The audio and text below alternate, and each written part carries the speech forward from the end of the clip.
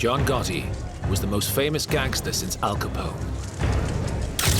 His picture's on page 1 of newspapers. His name is all over TV. He's a headline figure.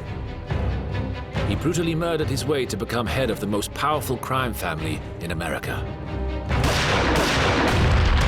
John Gotti took charge of what's called the Gambino crime family shortly after his reputed predecessor was gunned down.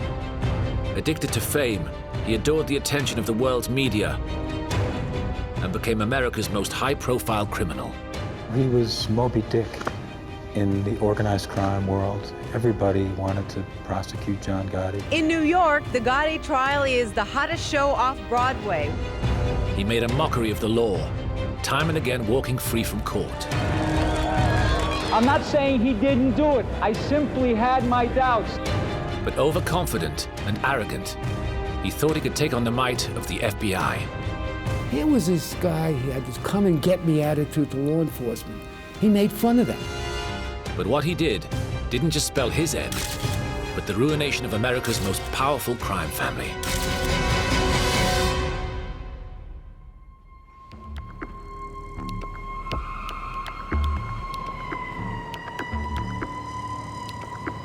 A Monday evening in December 1985, in central Manhattan, New York. At Sparks Steakhouse, Paul Castellano, one of the most powerful mobsters in New York, arrives for dinner, accompanied by his driver, Tommy Bellotti. 4 men are waiting for them.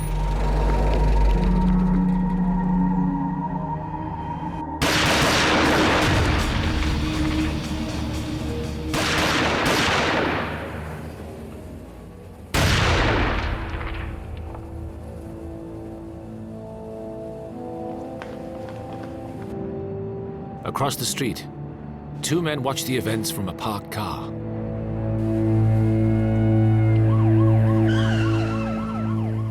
At least 3 gunmen in New York City tonight shot and killed a man identified by police as Paul Castellano, reputed chief of the Gambino Mafia family. That's the nation's most powerful organized crime organization. Well, the king is dead. Paul Castellano, reputed boss of bosses, executed on a New York City street yesterday.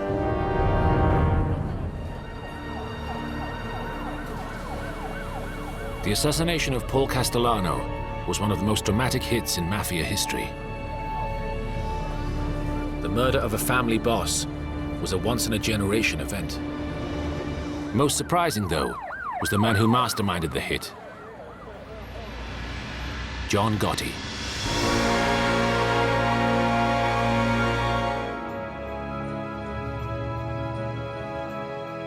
Gotti was just not a well-known or well-respected figure prior to the killing of Castellano. I mean, his initial forte in organized crime was hijacking trucks and beating people up and killing people. He was a thug, in my view.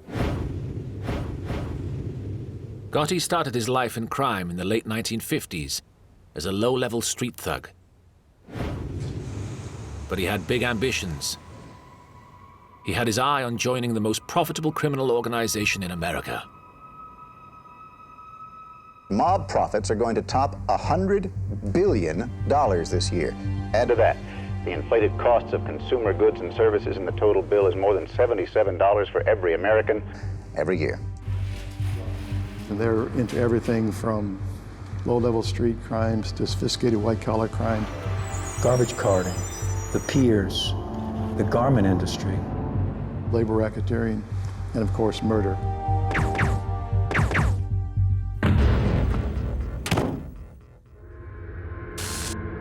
In 1973, Gotti was given the opportunity to join the most powerful of the 5 mafia families in New York, the Gambinos. Conservative estimates indicate that the Gambino family was making easily $400 to $500 million a year. Head of the family was Don Carlo Gambino. His nephew had recently been kidnapped and murdered by members of the Irish mob. Gambino wanted revenge, and he offered Gotti his chance to make his bones in the Mafia. Making your bones means you've proved your tutorship and that you are now ready for full-fledged membership as a maid or soldier in the family.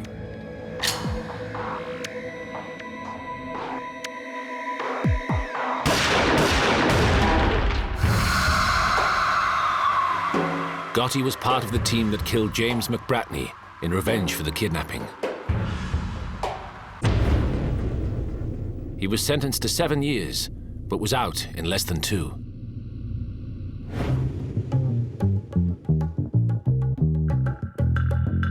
On his release, Gotti was richly rewarded. He was initiated into the Mafia and dramatically promoted straight to captain in charge of his own crew.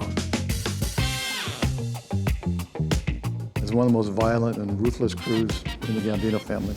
And they're engaged in everything from truck hijackings to murders and loan sharking. They were really crazy people. And hijack is really a very violent people. And that's what Gotti was. By 1976, Gotti was a rising star in New York's most powerful crime organization. You know, you can get pretty far in life if you're willing to shoot somebody who doesn't give you your way, right? That's a pretty significant advantage. Then, a change at the head of the family would allow Gotti to aim for the highest prize of all.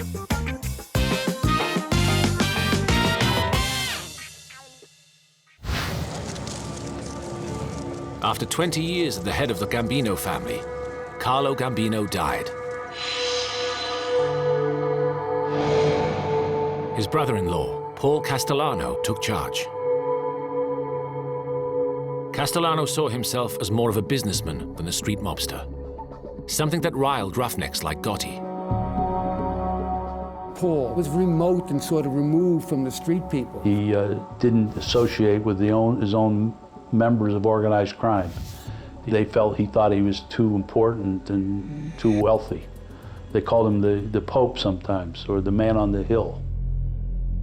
From his mansion on Staten Island, Castellano took a dim view of street crews like Gotti's and was cutting them out of the most profitable deals. It was the kind of crew that Paul Castellano didn't really favor because they were looked upon as hard muscle guys, jaw breakers, knee breakers, but pea-brained. He was a family of the haves and the have-nots. Castellano and all his side made all the money. The Gotti's crews are all struggling, just trying to earn enough money to get by. Gotti began to nurture a growing hatred of Paul Castellano. But this factionalism within the family was not the only problem that the Gambinos were facing.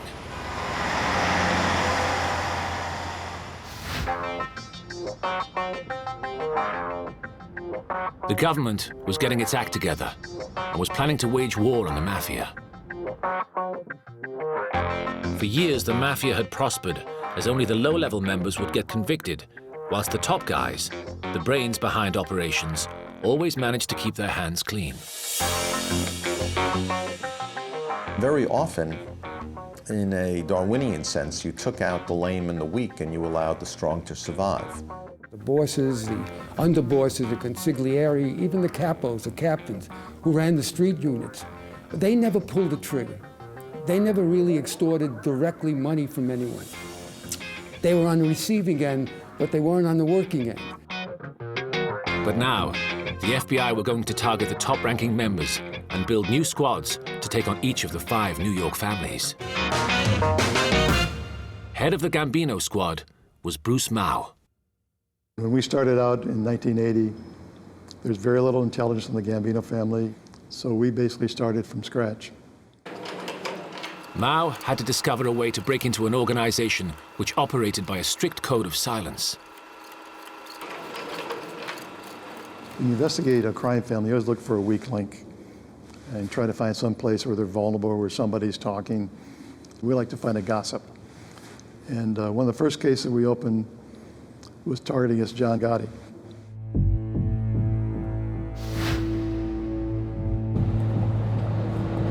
John Gotti had a sidekick, a friend who went back to his teenage days. Name was Fat Angie, Angelo Ruggiero.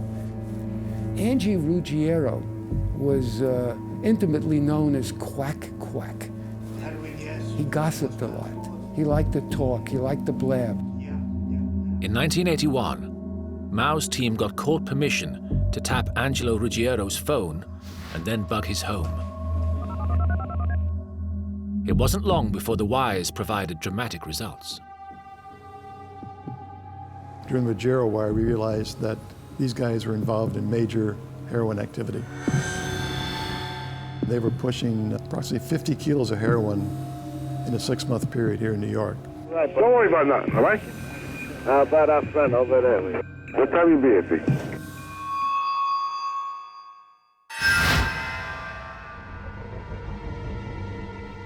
The FBI arrested Angelo Ruggiero in 1983 on drugs charges, but not Gotti.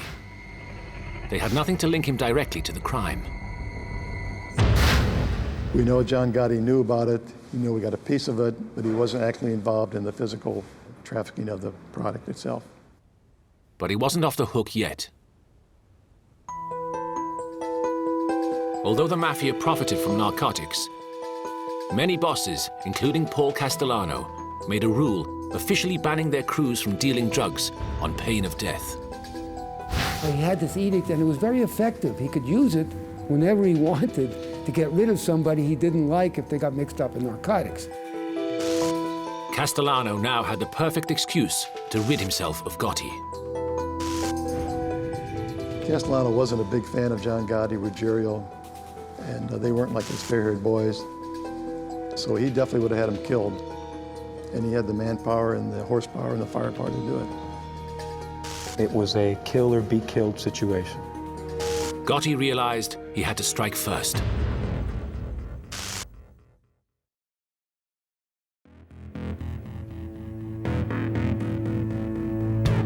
But the killing of a mob boss was no ordinary hit. The Mafia have strict rules.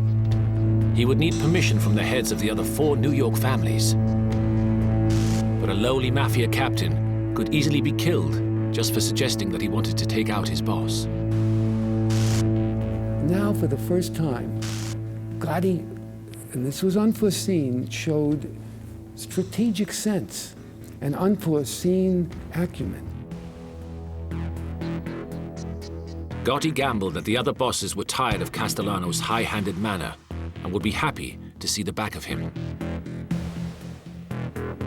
His gamble paid off. Amazingly, 3 of the New York bosses gave the go-ahead for the upstart capo to take Castellano out. He now needed a hit team.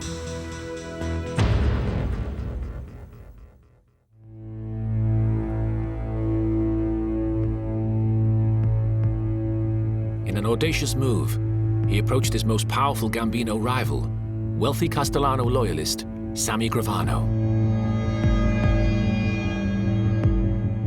He successfully enticed him to be his right-hand man. From his new recruits, Gotti discovered some crucial inside information.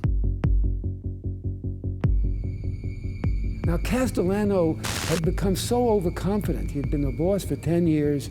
There'd been no attempts against him. He felt immune. And he rode around only with 1 lieutenant, a guy by the name of Bellotti. And he was unarmed. No bodyguards. They learned that Castellano was supposed to have dinner at a restaurant called Sparks Steakhouse on the night of December 16, 1985. They knew the hour. They knew how he was going to arrive there. And so they assembled their crew, their hit teams. He devised a way of killing Castellano. And it really was a brilliant coup that he engineered. Gotti worked out he could use the crowded streets as cover for the hitmen. He had everybody dress in white trench coats and also wear Russian fur hats. And the idea was that everybody would look the same, so any passers-by on the street could not really make a solid identification. In a final bold move, Gotti would be only feet away to oversee the execution.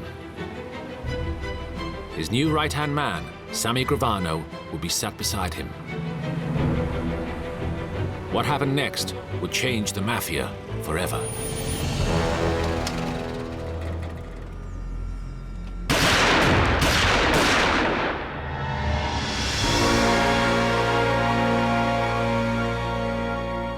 The 4 shooters were waiting for him, and you've seen the pictures. They shot him dead right there as they got out of the car.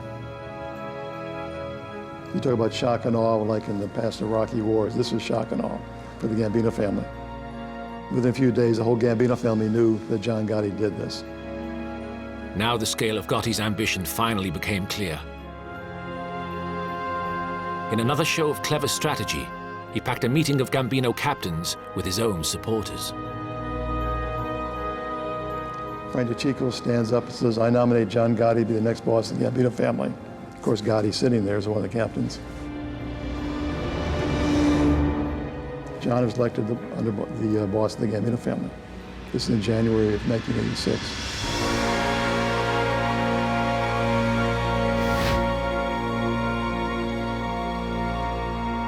John Gotti took charge of what's called the Gambino crime family shortly after his reputed predecessor was gunned down. And the man that succeeded him, or is believed to have succeeded him, is a man by the name of John Gotti. So you think he's behind this? Well, certainly I would think he heads the enforcement arm of the Gambino family, and certainly they'd have to consult with him. Until now, the Mafia had been a secret society exerting its power from the shadows. A traditional mob boss looked to be under the radar. They wanted to control their criminal activities through intermediaries. They did not want to be seen as a powerful individual who could be targeted by law enforcement. Gotti was precisely the opposite. Gotti attracted attention in a way no other boss had ever done.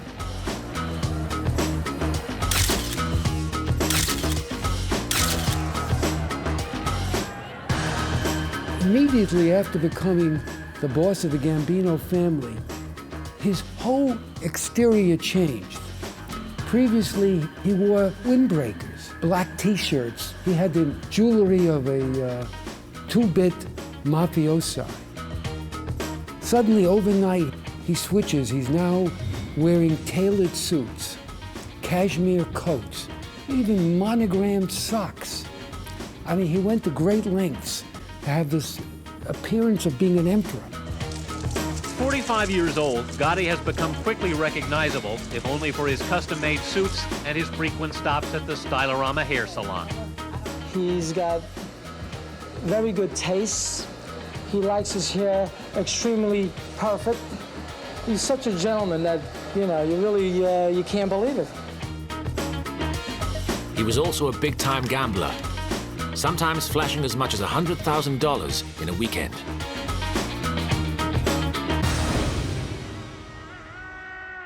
Gotti loved the limelight. He talked about it all the time, he had his public. He didn't mind being stared at in restaurants. He boasted how important he was. He was a megalomaniac. The press nicknamed him the Dapper Don. But for all the fancy suits, Gotti was a street mobster, and he couldn't shake free from his past.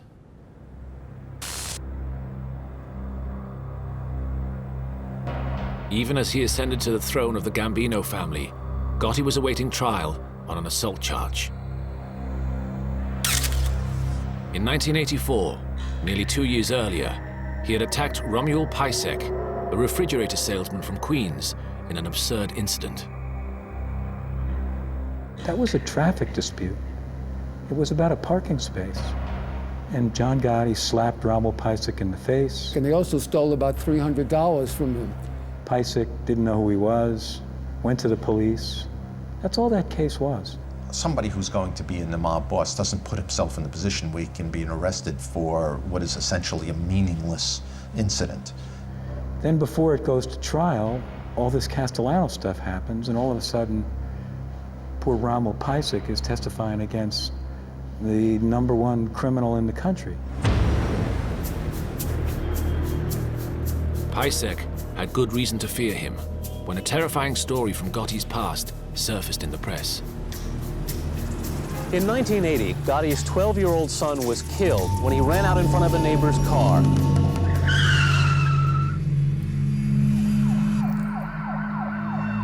His son ran out into the street, a next-door neighbor, not seeing him and not having done anything wrong, clearly an accident, killed the young man. Media stories told how the distraught driver, John Favara, was menaced by Gotti's wife with a baseball bat when he tried to apologize. After that, Favara tried to flee the neighborhood. He was selling his house and moving, and the day before he moved, he was kidnapped. And the story that circulated was that Gotti himself cut him in half with a chainsaw. When that story hit the media, everybody was terrified of Gotti. And having heard what happened to Favara, Pisek had a sudden change of heart about testifying. If I did go stand there and say that this is Mr. Gotti and this is Mr. Coletta, they assaulted me and robbed me, I'm not sure. Pisek's loss of memory spawned lurid headlines. The brake linings on his car had been cut, and also he'd been threatened by people on the street. So, you know, who's to blame him for the I forgot Gotti stuff? Gotti walked free from court for the first time. He had defeated New York's combined forces of law and order.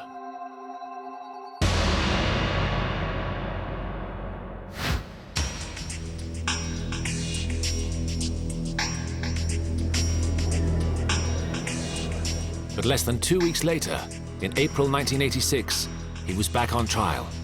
This time, it was the turn of the federal prosecutors. They were much more serious charges, and young assistant prosecutor John Gleason hoped they would hit Gotti with a maximum sentence of 20 years. It was a racketeering case with what we call predicate acts, particular crimes that they committed as part of their membership in the Gambino family. It should have been a humiliation for Gotti, but instead, he turned it into a photo opportunity.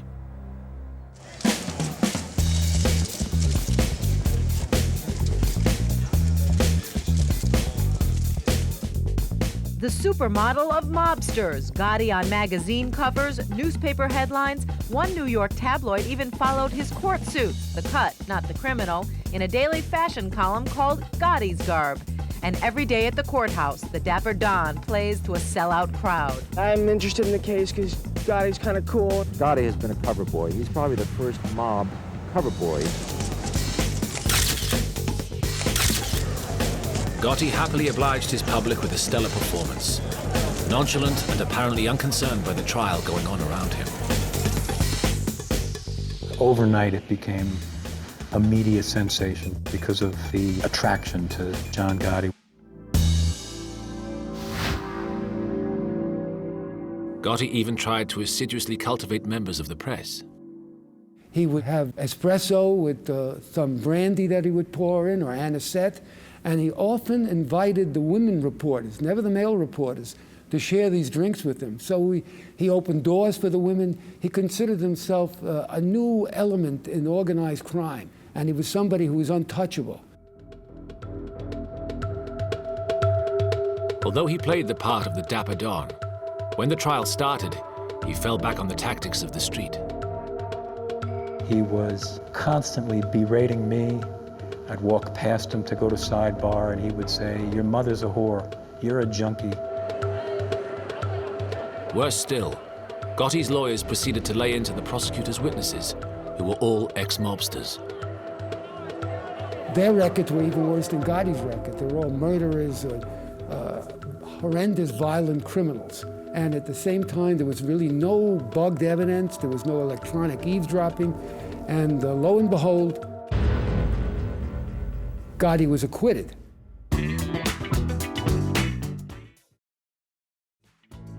When the verdict was read today, gasps were heard in the courtroom. Gotti smiled, then glared over at the prosecutors and shouted, "Shame on them." The jury's job was to decide whether or not the defendants were guilty. They did their job, and that is the end of that. What nobody knew at the time was that Gotti's victory had always been guaranteed.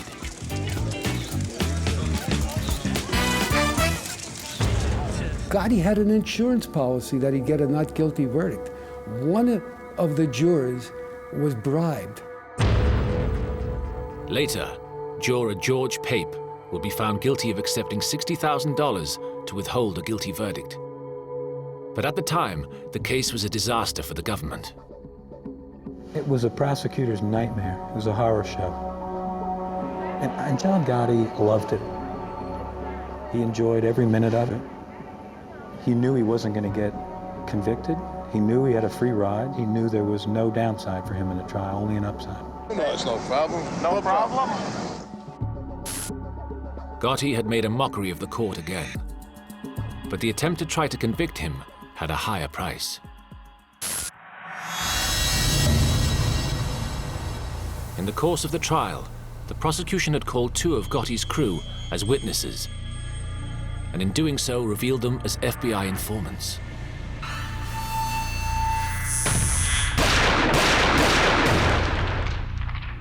Two years after the trial, Willie Boy Johnson, a childhood friend of Gotti's, was found murdered.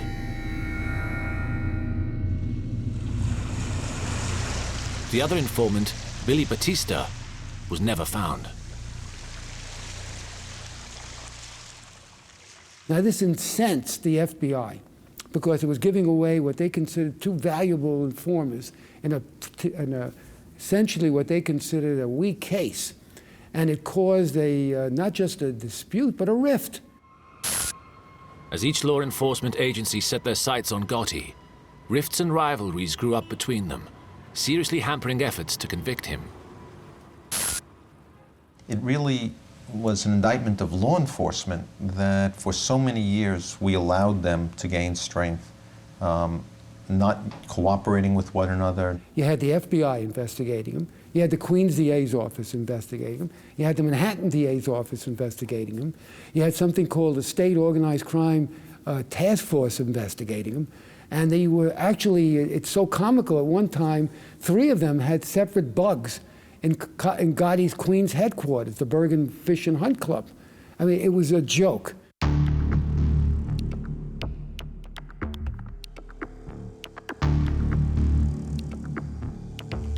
Next to try and nail Gotti was the New York State Organized Crime Task Force.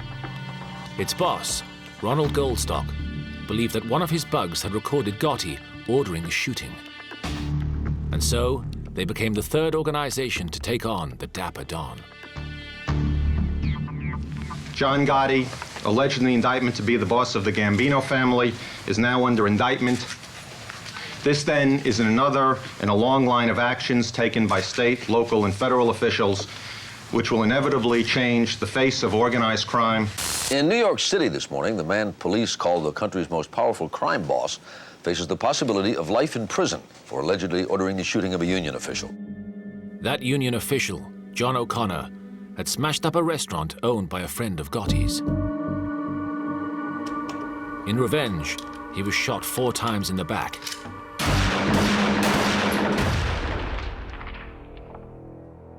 But survived.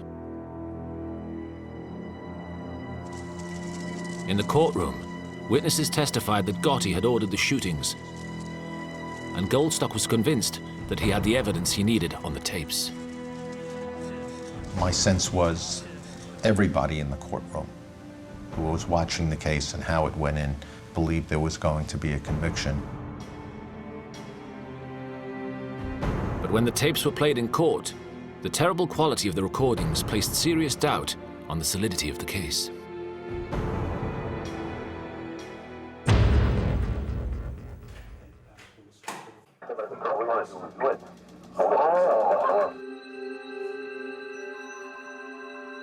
A jury brought in its verdict today on the man called the Dapper Don. How say you with respect to defendant John Gotti? We find him not guilty. We were stunned by the acquittal of Gotti. We did not believe that that could have happened. Gotti walked free from court a 3rd time. There was nothing There was nothing to connect up Mr. Gotti from what happened. Zilch. I'm not saying he didn't do it. I simply had my doubts. The government thinks you just say Mafia and you sit down on your backside and that's enough. It's not enough in America to say Mafia and sit down.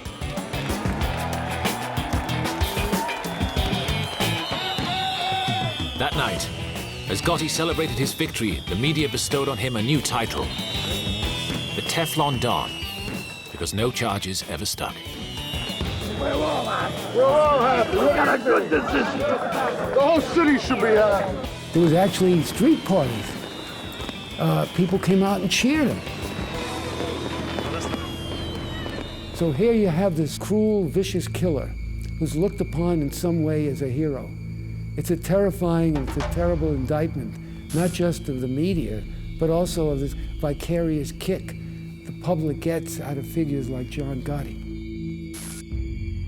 They wanted to see something like Vito Corleone, Jesse James, and he saw that.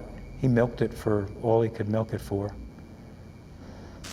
He was cast as this dapper Don, this Teflon Don. It was a gloss on him he certainly didn't deserve. He was just a thug.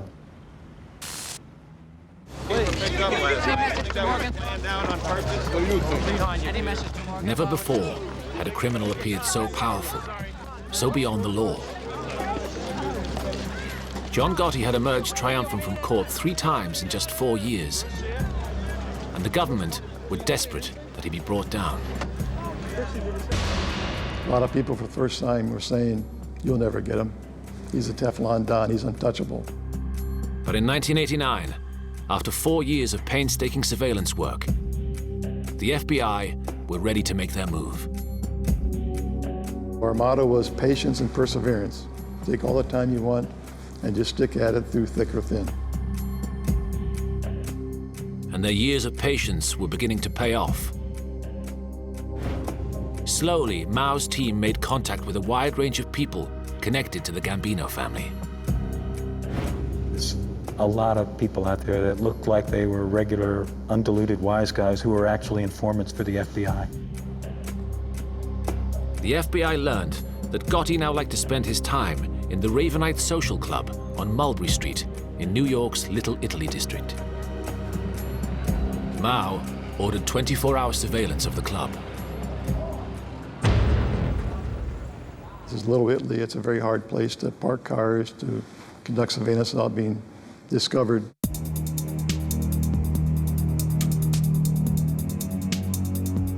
The FBI covertly secured a lease of a building with a direct view to the door of the Ravenite. They installed thousands of dollars of camera equipment, and studying hours of footage, they discovered something remarkable. Gotti was so overconfident that he was openly running his organization from the Ravenite Social Club.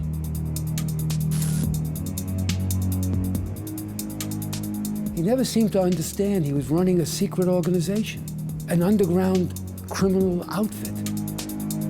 And he demands that at least once a week, his soldiers or his capos have to show up and kiss his ring like he's a pope. They're not supposed to meet in public. They're supposed to be clandestine. They normally use safe houses. And from Monday through Friday, John Gotti would hold court at this club 5 nights a week. And he gives Bruce Mao and the FBI incredible opportunities to unearth evidence that only a fool would hand over to them.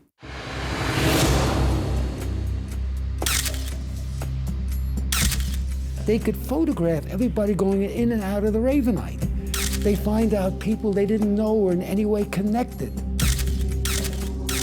Union leaders, or politicians, mobsters that were not known as Gambino members. Gotti hands them a who's who in the mob.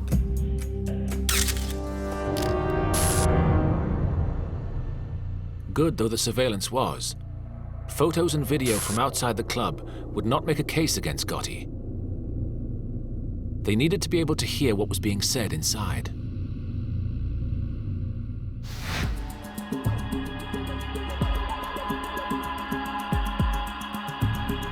Mao called in the FBI's head of electronic surveillance, Jim Kallstrom, to get a device into the club. I don't know if you've driven down Mulberry Street in New York. A very close environment. A lot of mobsters living there, coming and going. So to make an entry into a building covertly, you know, it's not simple. Very complicated. Kallstrom's people are professional burglars. They're lockpicks. They can break through locks and go through alarms. They can break into safes. That's what they do. At the risk of retribution, they could be shot or killed going in there. And there's never a time when the risk is zero. Never. Never a time. Informants had told Mao's team that meetings took place at a table at the rear of the club.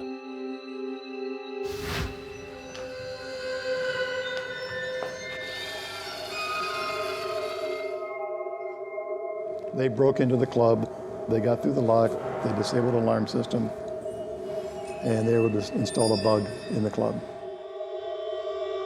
With the bugs in place, the FBI thought that they were finally in a winning position. But they would discover it wasn't that simple.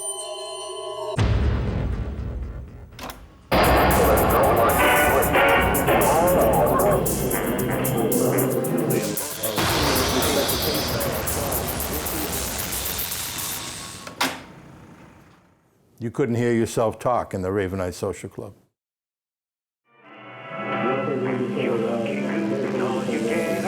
Extremely noisy. Music played, all on purpose to stop any microphone. And the tech guys went in several times. We put a bug below the table, we put a bug above the table, in the wall, and this had 5 bugs on this one table. We brought in tech guys from Washington to try to filter out all the background noise, but it just didn't work out. They couldn't make out any words in the recordings, although it was possible to make out Gotti's voice.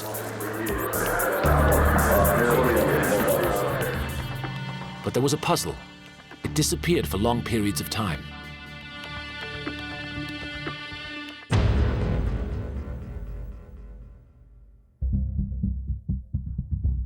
So the team went back to the videotapes of the exterior of the club, looking for any sort of lead.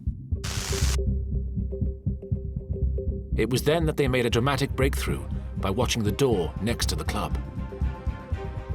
And here's really the power of surveillance. All of a sudden we started to figure out that there was a certain woman who would leave almost like clockwork when certain events took place. Mao checked all their logs and realized that the woman left at the exact same time that Gotti's voice disappeared from the audio recordings.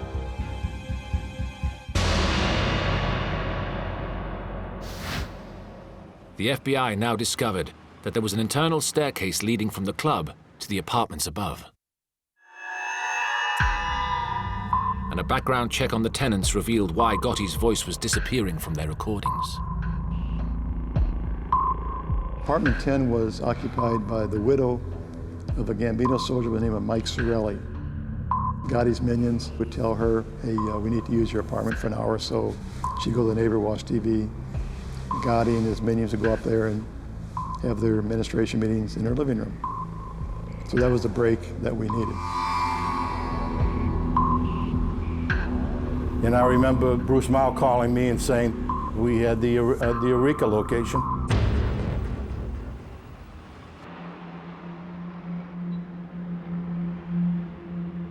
But now, they were faced with a new problem. How to get into an apartment where somebody lived. Whole nother ball game to get in there. Because you have a widow living there 24 hours, 7 days a week, and you have to get into her apartment.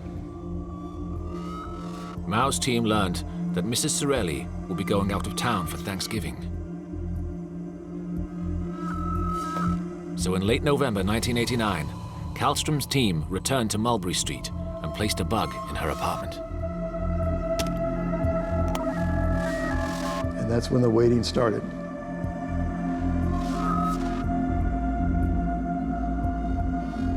As weeks passed without results, Mao's team began to fear the worst. If Gotti suspected he had been bugged, the entire operation would be over. You always wonder, did they discover something? Did they make the tech guys? Did they leave a little piece of wire behind?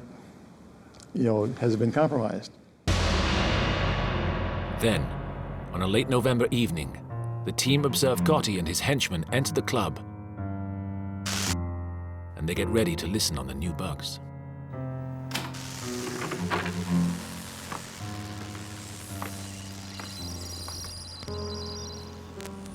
And sure enough, they open the door for apartment number 10.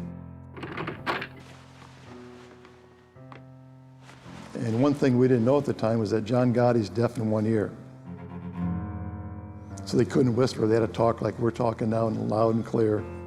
And right there is our microphone. You tell this punk, me, John Gotti, you'll sever your motherfucking head off, you cocksucker. John Gotti's voice was coming through loud and clear. So here's Gotti, who warns everybody not to talk on the peril of death if they're ever heard picked up on eavesdropping. He goes up there and he's talking openly. He would go over stuff over and over again. Now listen to me, fella. Now listen. You're going to sever your motherfucking head off. So it wasn't like, what did he say? If you didn't get it the first time, just wait a few minutes, you'd get it again. John talks about whacking DB, Robert DiBernardo. When DB got whacked, he told me a story. I was in jail. And I whacked him. I knew why it was being done. I done it anyway. And John's classic line was, we're not sure he's a rat, but when in doubt, you kill him. It was a clear admission to a murder. It was what Mao had been waiting for several years. And Gotti handed it to him on a silver platter. Where the fuck are we going? Where are we going? All told, we monitored a total of 5 conversations, maybe 7.5 hours of tape all told. But they were like the top 40 hits.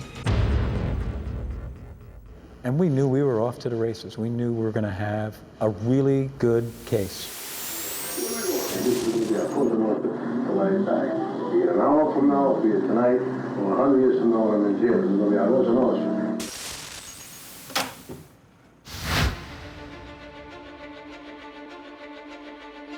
On December the 11th, 1990, the FBI arrested John Gotti for the murders he had spoken of on the tapes. Along with his closest henchman, underboss Sammy Gravano. At the pre-trial hearing, Gotti, the seasoned pro, was apparently unconcerned. Pretty good. You know they're going to try and keep you in jail. They say you're in danger.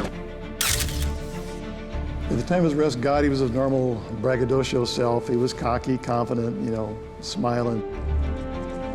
He didn't know what was coming. He didn't know those tapes were coming. And he sat down. We played part of the tapes. And he knew right away what we already knew, which was we had a great case. There was no longer a Mr. Cool sitting there. He was like a cornered animal. And I enjoyed every moment of it. But before the trial even started, there would be one more twist. One of the FBI recordings had caught Gotti bad-mouthing his own underboss, Sammy Gravano, behind his back. Sammy knew there was something bad in those tapes, not just for them getting convicted, but something bad in terms of his relationship with John Gotti. But he didn't know what it was. Gravano now broke with Mafia law and approached the FBI without his boss's permission, demanding to hear the tapes.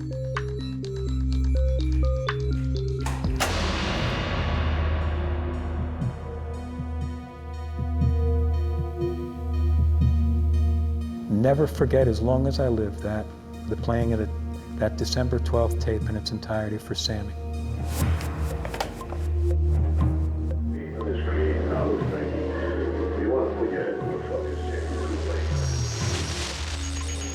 He never talks to It's basically an hour tirade against Sammy the Bull Gravano. He calls him the greed-eyed monster, how much he hates Sammy, thinks he's greedy. He talks about firing him. Every fucking time I turn around, there's a new coffee popping. More importantly, the recordings had Gotti accusing Gravano of several killings. And every time we got a partner and don't agree with us, we kill him. He kills me, okay? Gravano was just red. He just wanted to burst. He was ready to explode.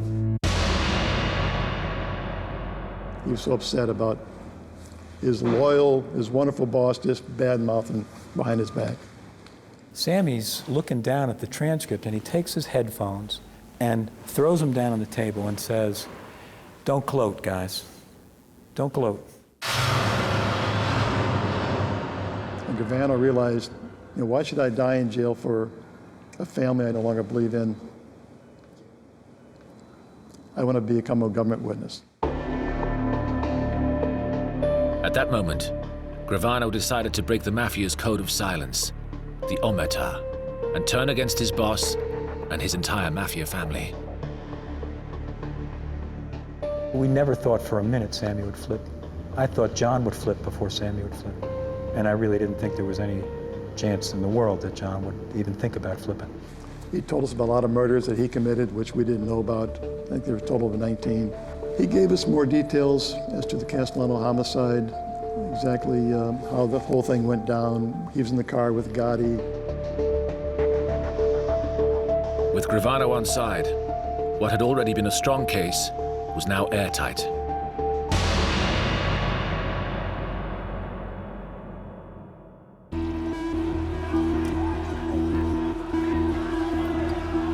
Outside the court, it was a typical Gotti circus. He was still, after all, the Teflon Don. It's not just average guys caught up in the Gotti spectacle. A who's who from Hollywood came to Brooklyn to take in the show. This is one of the great dramas that's going on today. The trial was really high drama because it was like the #1 media event here in New York, so the reporters every day filled up half the courtroom. We all sat with Gotti's minions. And the highlight was when Gravano testified for 9 days. Today, Gravano explained how the two men plotted the 1985 murder of then-boss Paul Castellano and his driver, Tommy Bellotti. How they watched the hit go down outside a New York City steakhouse and then drove past the bullet-riddled bodies.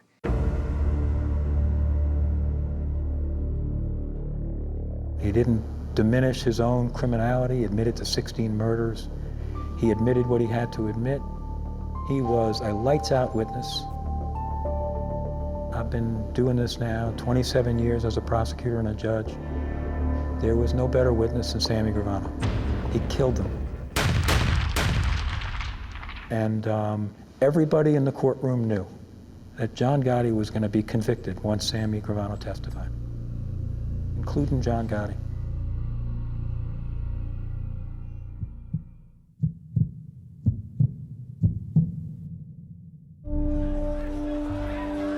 When the jury announced their verdict, Gotti's crew incited a riot outside the court. I'm ashamed to say I'm an American in this country. That's what I'm ashamed of. This is wrong what happened to him. What was he, a criminal? Gotti had been found guilty on all charges in June 1992. Racketeering and 5 murders, including the Castellano hit. It took the government 6 years to finally get the so-called Teflon Don, but this time it was the prosecution's turn to gloat. The legendary luck of John Gotti finally ran out. The Teflon is gone, the Don is covered with Velcro, and every charge in the indictment stuck. It was quite an occasion. I still get emotional talking about it now. For one member of the prosecution team in particular, it was a moment to be savored. Come on. You can imagine my feelings. How does it feel to be the man who got Gotti? Don't get him nervous now. Right, this was my second trial. You know, I worked long and hard in that first case for a couple of years with a 7-month trial, only to have a juror get bought. We couldn't have been happier. We were pleased. We were happy. Are you smiling again?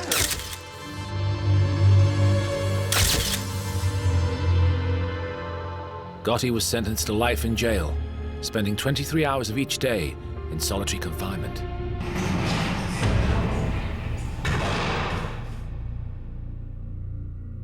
Gotti's indiscretions incriminated an entire tier of Gambino captains. The FBI itself could not have handpicked a better candidate to be the head of one of the major mob families in New York than John Gotti. Because of him, most of these captains were arrested, convicted, taken off the street. And they'd say, John and his friggin' big mouth, here I am. They hated this guy. He was an absolute ruination for the Mafia. He was so inept, unqualified, and incompetent that he single-handedly wrecked the Gambino crime family. John Gotti died in jail in 2002, age 61, after serving 10 years of his life sentence. To some New Yorkers, Gotti will always be a modern-day Robin Hood. But he was never anything more than a thug. His only legacy was the destruction of the most powerful Mafia family in history. His legacy, just another boss who killed the previous boss, gets arrested, dies in jail. No more, no less.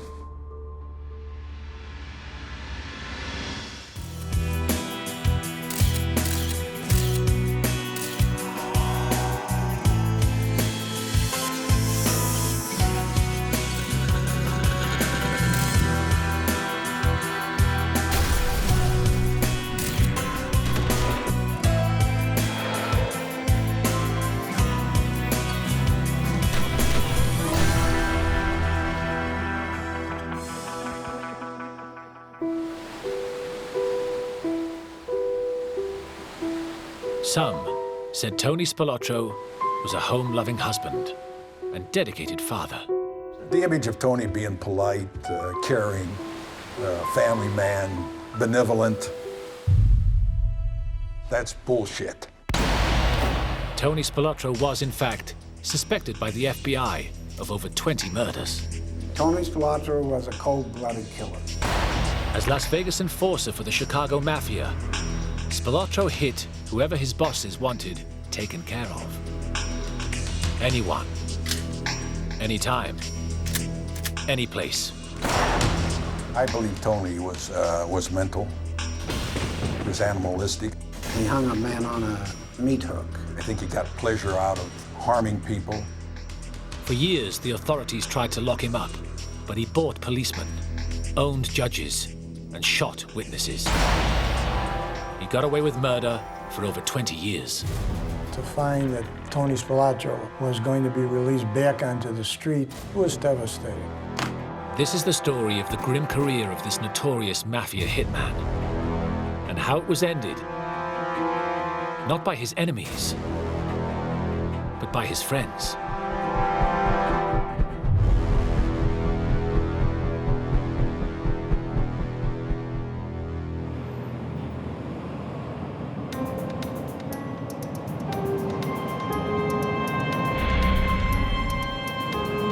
On the 15th of May, 1962, in Chicago, 2 men and a woman were found shot dead in a car. Gangsters killing gangsters was common enough in the Windy City. For the police, it was routine. But the mob was angry. This hit had not been authorized by the boss of the Chicago Mafia. With organized crime, the violence is organized and controlled. They have very strict rules and regulations. The dead men were well connected and should have been off limits. A soldier has a beef or an argument with someone, he can't take it upon himself to punish that individual without getting approval from his bosses. Someone had broken the rules. And now, they must be hunted down. For this job, the Chicago Mafia bosses turned to a young hoodlum. Although he stood just 5'5", his reputation for extreme violence was huge. 25-year-old Tony Spilotro. His first task? Find out who had done it. He learned that the two dead gangsters had beaten up a young mob associate, Billy McCarthy, at a bar.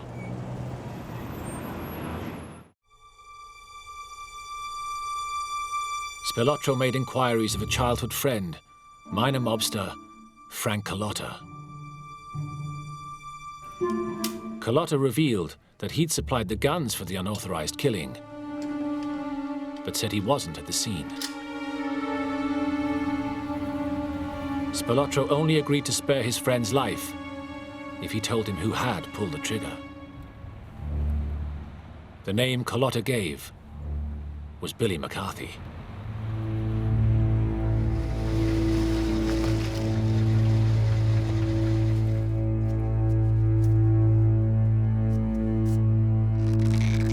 After Spilotro tracked McCarthy down, he wanted to ask him a question. Did he have an accomplice? McCarthy wouldn't talk.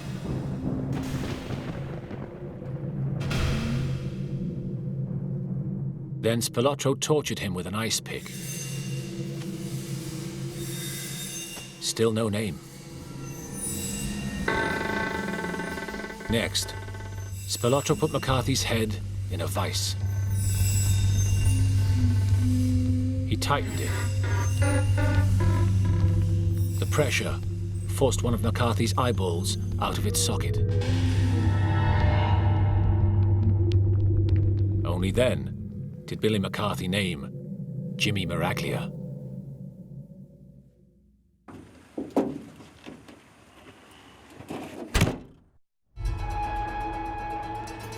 The bodies of McCarthy and Miraglia were found a week later in the trunk of an abandoned car. But the FBI could find no evidence, and no witnesses came forward in what became notorious as the M&M murders.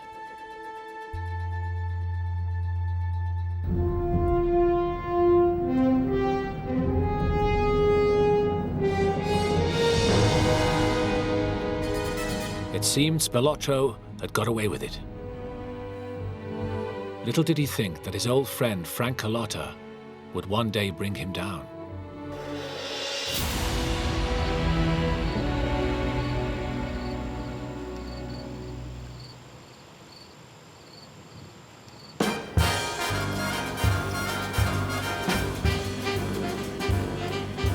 In 1971, the Chicago bosses rewarded Spilotro for his success in this line of work. They sent their enforcer to Las Vegas. The desert town known as Sin City was in full swing. This little town out in the desert was making tons of money for the mob. For 25 years, America's gangsters had poured millions of dollars into building the lavish casino hotels that lined the Las Vegas Strip. Las Vegas was a cash cow for Chicago and for some other cities, but especially for Chicago. But the mob weren't interested in a good floor show. They were in it for one thing. The only thing. Money.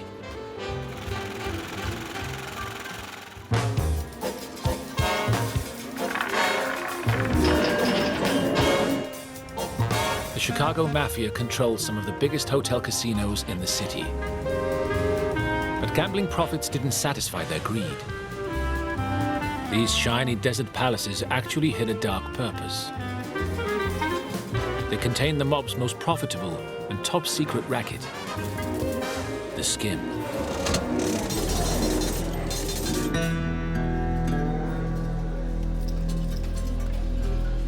Cash received at a casino should be taken to a secure counting room, and the amounts entered into the accounts.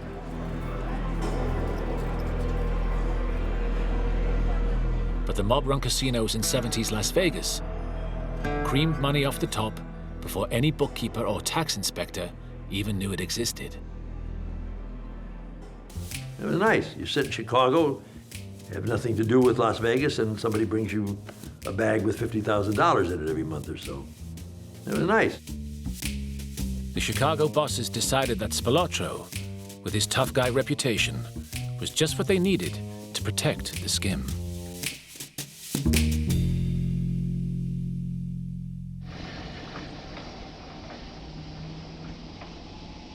One problem was that counters were tempted to skim the skim, to palm a few dollars to line their own pockets.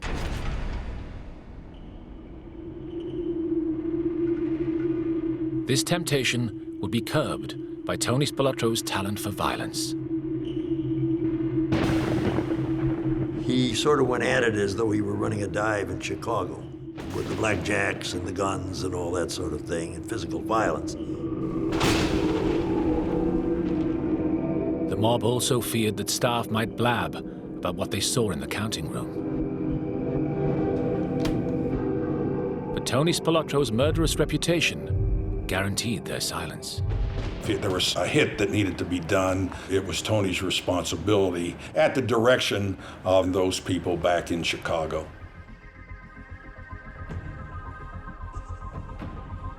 The Chicago enforcer made himself at home in Las Vegas. And the neon-lit desert paradise was just perfect for a street hustler like Tony Spilotro.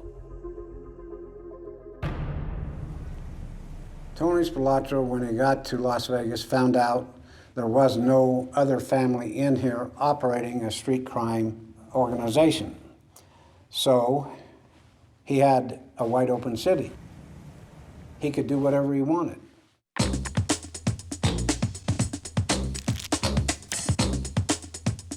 Spilotro soon began loan sharking to the armies of low-paid workers in the hotels and casinos, and he played by big city Chicago rules.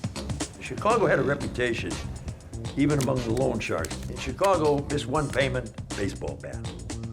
Miss two payments, a bullet. They were known for that everywhere.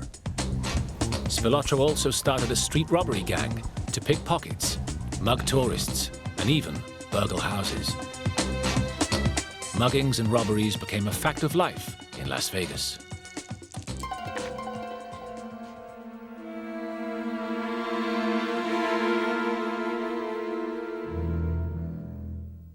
But just as his new career as a Las Vegas street boss was getting going, the FBI got a chance to stop him in his tracks.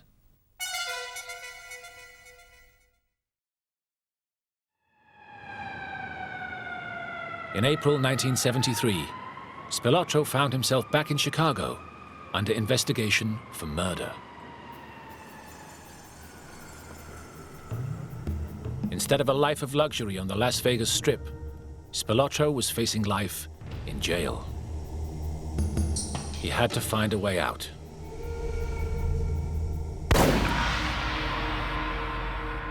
So first, Spilotro killed a co-defendant he thought might damage his defense.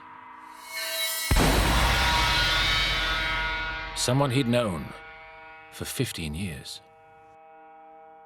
Regarding friendship in the outfit, can only go so far, and one has to follow orders if one's given orders to kill a friend. Friendship would have nothing to do with it in the long run. These are nice people.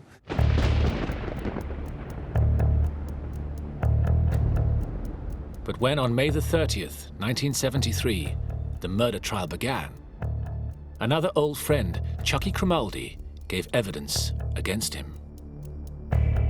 The prosecuting attorney, James R. Meltrigger, clearly remembers Spilotro. Spilotro's demeanor in the courtroom was very businesslike, professional, didn't show emotion, very well dressed, and presented a quiet image if you didn't know better. Even when Grimaldi's eyewitness testimony shocked the jurors, Spilotro was unmoved. When Chucky testified, his testimony involved grisly details. He was shot, he was stabbed, he was kicked and beaten, he was threatened with castration, pieces of his flesh were cut off. There was no sense of looking away, remorse, ghastliness at what was being said about a crime that he, Spilotro, was alleged to be involved in. No emotion at all. Grimaldi's detailed testimony clearly condemned Spilotro. But then, Spilotro turned the tables on the prosecutor and the FBI. He told them something their informant had not. He had, he said, an alibi.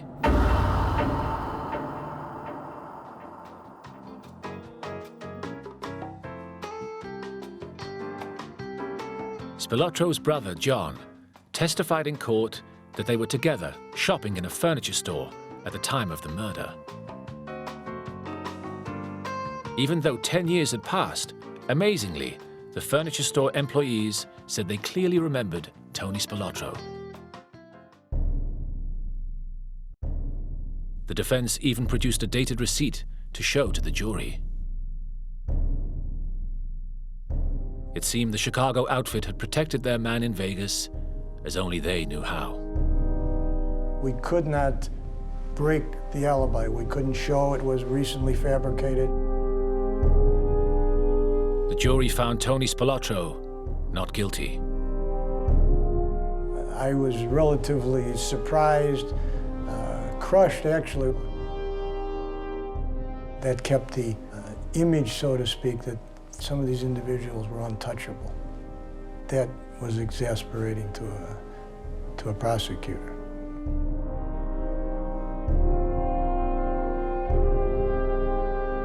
Tony Spilotro was a free man. Free to go back to his life in Las Vegas.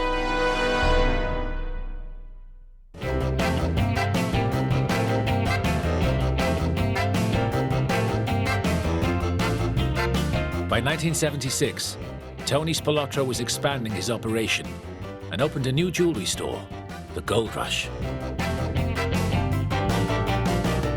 He made it the center of his loan sharking, bookmaking, and jewelry fencing operations.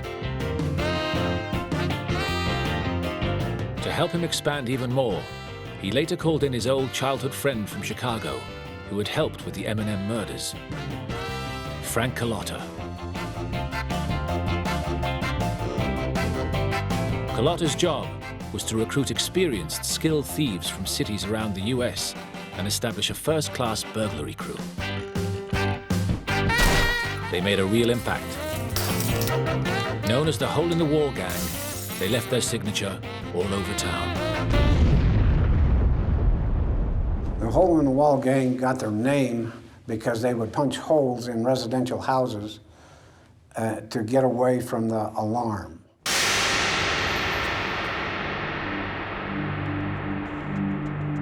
Spilotro was able to run his outfit with little risk of prosecution. His chief ally was fear. When the police or the FBI did get involved, they found a strange shortage of witnesses. When someone comes by your house and says, we know where your children go to school, we know what your children do, either you cooperate with us or something could happen to your kids. That's the threats that they held over these people.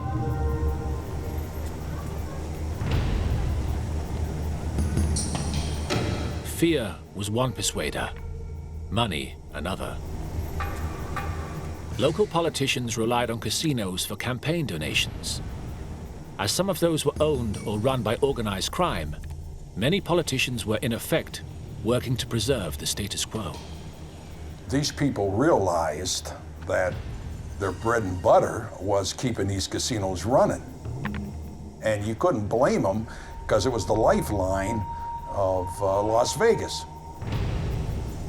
Corruption was woven into the very fabric of Sin City, and this made stopping Spilotro an impossible task.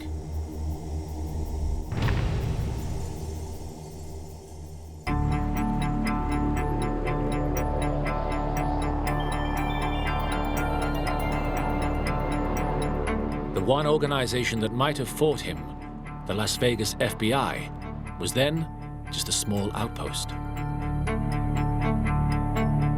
To make things harder, the FBI also faced corruption in the Las Vegas Metropolitan Police Department. There was always tainted officers that were willing to accept monies from the mob. They got perks out on the strip.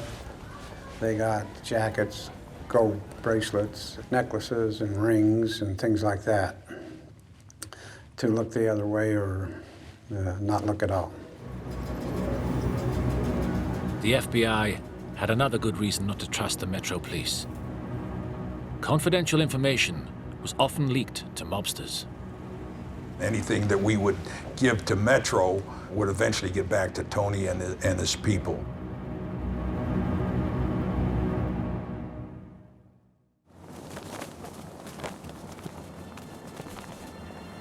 So in 1977, the FBI realized that if they were to take on Spilotro alone, they would need more resources, including surveillance, electronic bugs, and telephone wiretaps. FBI surveillance expert Emmett Michaels was one of a draft of new agents sent to Las Vegas. As head of the technical surveillance squad, it was his job to target organized crime and find out what they were up to. They used to use places like the Fremont. They used to use places like the Stardust to conduct their meetings.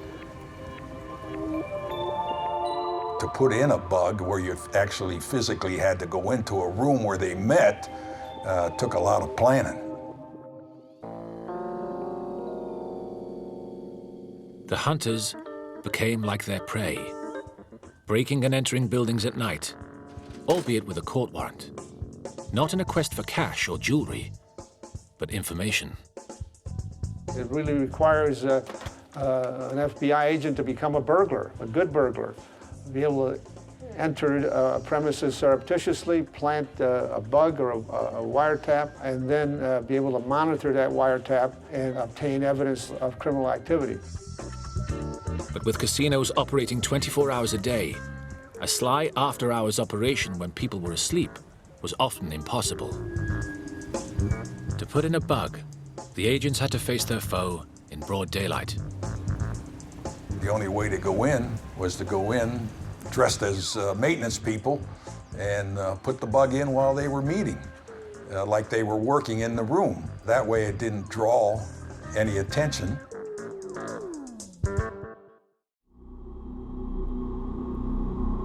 To get electronic surveillance on Spilotro, the FBI also had to secretly penetrate his headquarters, the Gold Rush.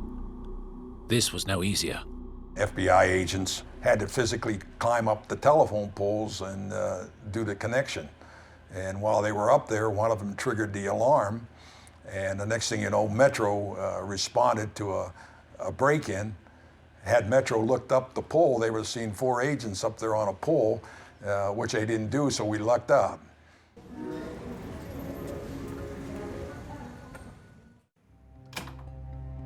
Eventually, Agent Michael's men did succeed in getting bugs into Spilotro's Gold Rush HQ. As they listened, their blood ran cold. They heard Detective Sergeant Joe Blasco and Sergeant Phil Leone of the Las Vegas Metropolitan Police identify FBI surveillance cars for Spilotro. They gave Spilotro and his crew the names of undercover agents.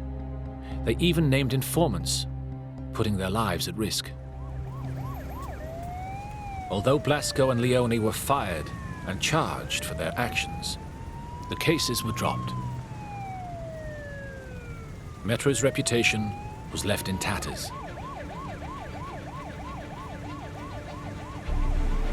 But one man was determined to repair the damage.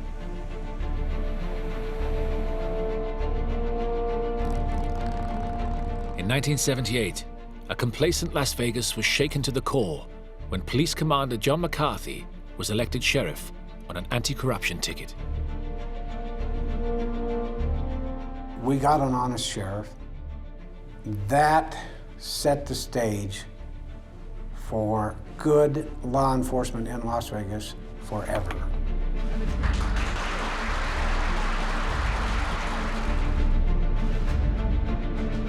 Sheriff McCarthy completely reorganized the force, promoting a swathe of committed young officers over the heads of the old guard.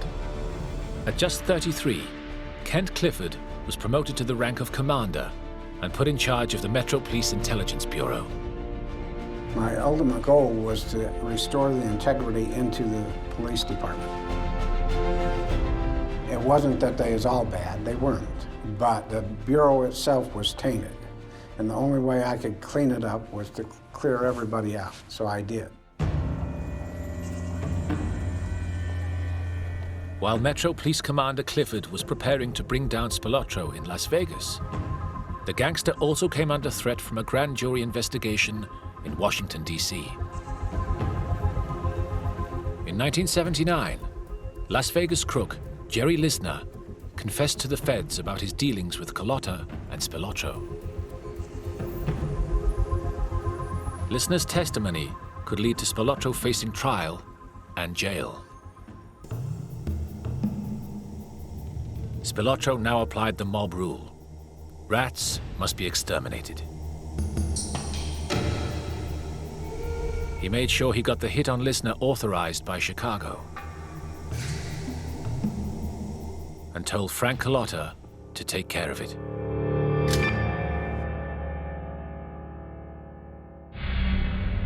Carlotta had no silencer for his gun, and to reduce noise, he decided to use half-charge ammunition. The hit did not go smoothly. Frank Carlotta told me he shot Lisner, yes. The half-charged bullets had little impact. They were having a difficult time dispatching Mr. Lisner. Carlotta emptied a second clip into Lisner's head.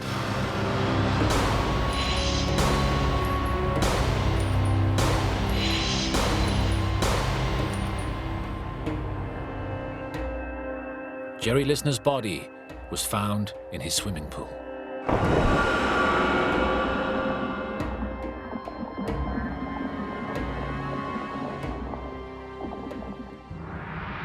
This most unprofessional of hits seemed to meet its aim, keeping Spilotro and Carlotta out of court and out of jail. But it was only a reprieve. This night's work would eventually be part of Tony Spilotro's undoing.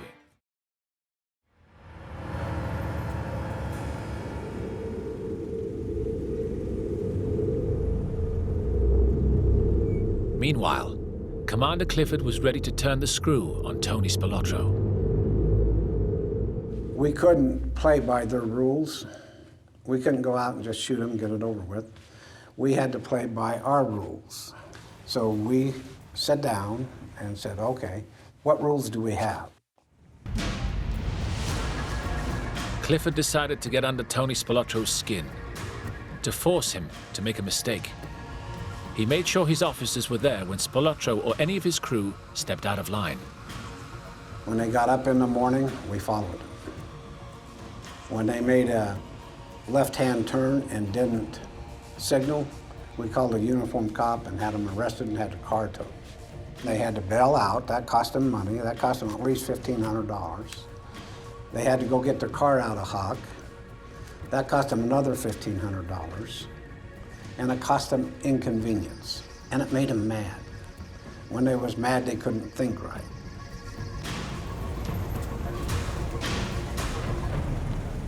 Spilotro did now make a mistake. A very big mistake.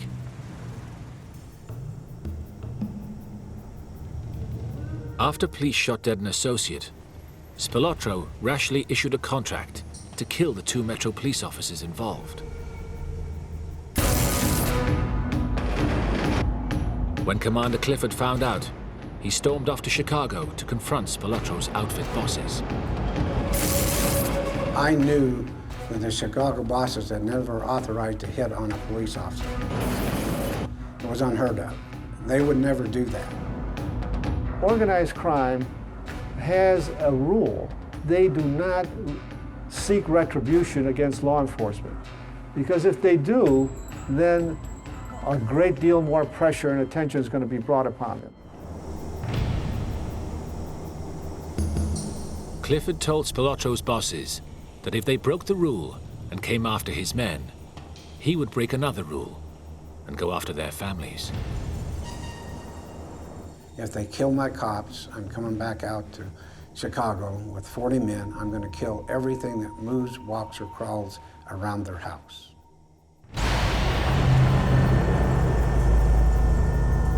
The prospect of being hunted down by a rogue policeman appalled the outfit's leaders, and they ordered Spilotro to cancel the unauthorized hit. Tony Spilotro was now in deep trouble. Not only had he failed to ask permission for a hit, but unforgivably, he put his boss's wives and children in mortal danger.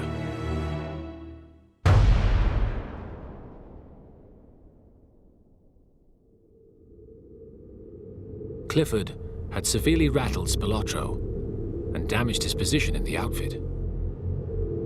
Spilotro was starting to crack. He demanded to meet Clifford, face to face. We got nose to nose, Tony Spilotro and me. He said, you went to Chicago and told him you got 40 men. Well, I want you to know we got 400. I looked him in the eye and said, that makes us even, doesn't it? He said, what? I said, yeah, any one of my men are worth 10 of yours. And he backed up. He said, well, you said you was gonna kill me. I said, I didn't say I was gonna kill you. I said I was gonna put you in prison, and I am.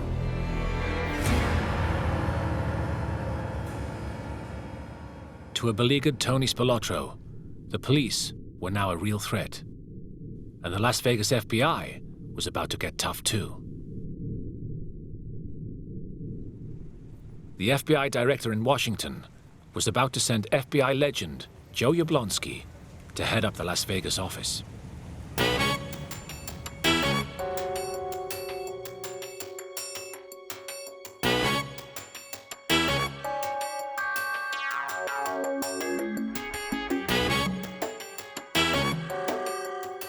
As the director said to me, I hope you can stimulate some activity. And I do believe those words were met. Joe Jablonski was a famously aggressive investigator and successful prosecutor, tough and unafraid. But in all his years, he'd never seen anything like the corruption in Las Vegas. It was a place that was consumed by avarice and greed. My initial remark was, is this really part of the United States? When he came here, he realized that he had to replant the American flag.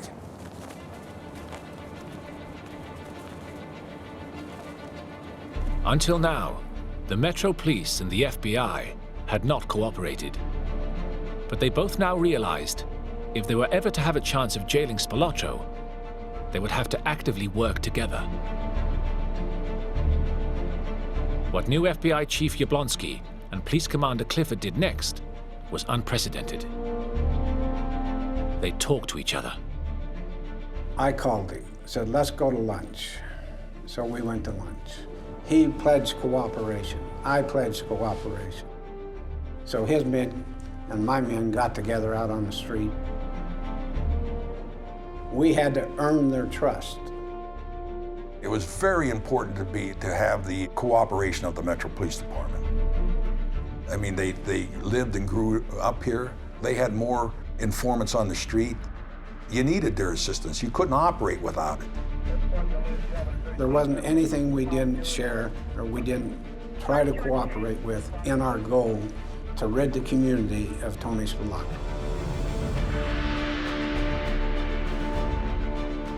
The FBI and the Metropolitan Police Department were of the same mind that it was now time to take decisive action against these people and go at it full bore. Gradually, cooperation brought results. Slowly, we were putting our puzzle together. Who the players were, what they were doing, how they was doing it, what hours of operation they worked, who their girlfriends were. We knew everything about them, except the color of their socks. We had a sense that we was circling the wagons, that we were bringing it in. We knew we had Tony Spilotro. It was just a matter of time.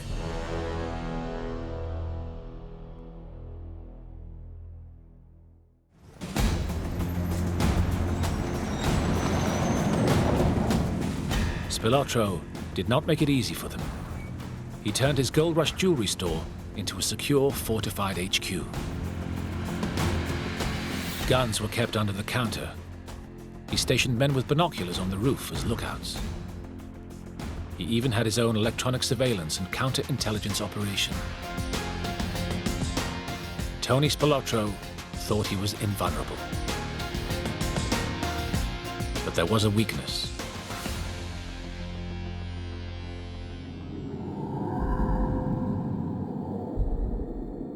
The FBI had an informant, and Salvatore Romano was solid gold. He was the hole-in-the-wall gang's alarms expert. Romano revealed to the FBI Spilotro's elaborate plan for $1 million burglary on Bertha's Antiques and Jewelry store. More than that, he videoed their planning meetings inside the Gold Rush with a camera hidden in a loudspeaker.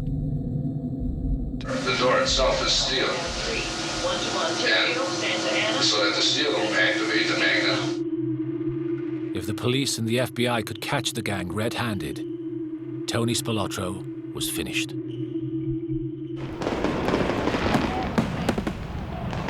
The date for the raid was Independence Day, the 4th of July, 1981.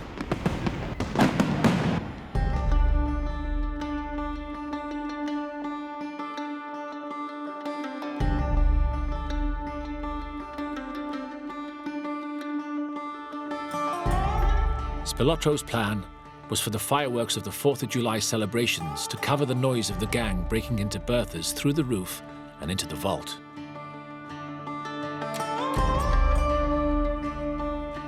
But police officers and FBI agents were waiting for them. I was with Yablonsky, and all my men had teamed up with an FBI agent. We watched it as it went down.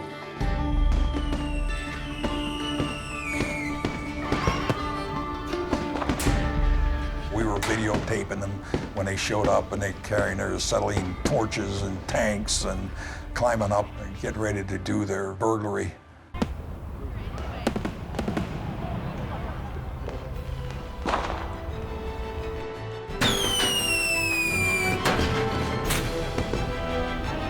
Once the gang broke in, the agents and officers pounced.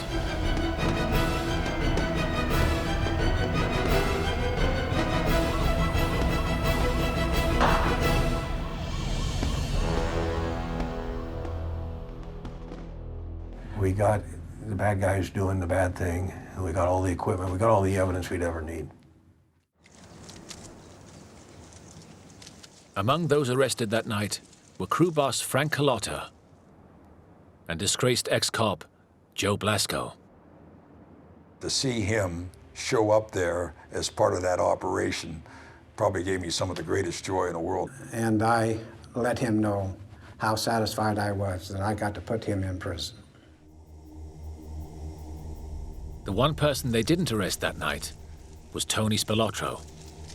But under new anti-organized crime laws, if they could connect Spilotro in any way to the burglary, he would face trial with his crew.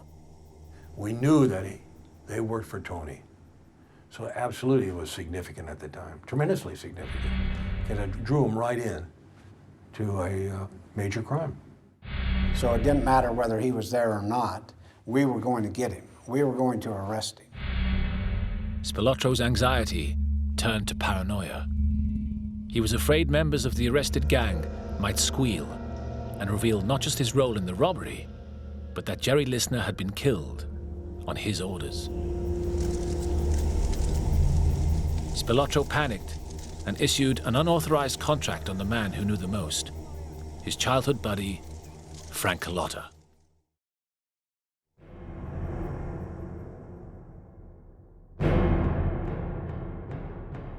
We got word that Tony Spilotro had put a contract on him because he was suspect of becoming a witness, which he wasn't. Ironically, until this point, Frank Carlotta had been following the Mafia code of omerta and keeping his mouth shut. But Tony Spilotro had left him no choice but to rat him out.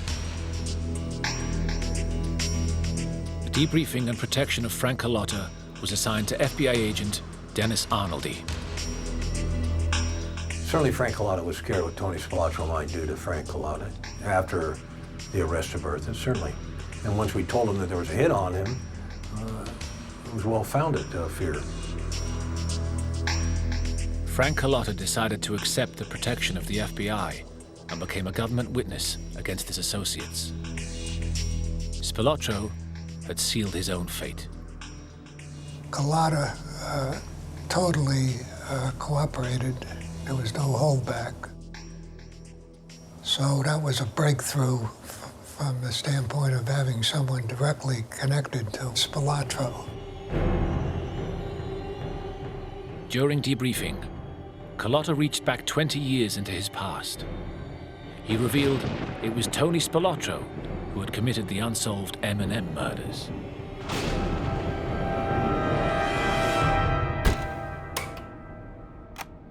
Spilotro was arrested in Las Vegas. Now he faces extradition to Illinois and a Cook County grand jury indictment on murder and conspiracy charges in the deaths of two men whose badly beaten bodies were found in the trunk of a Pontiac in Chicago back in 1962.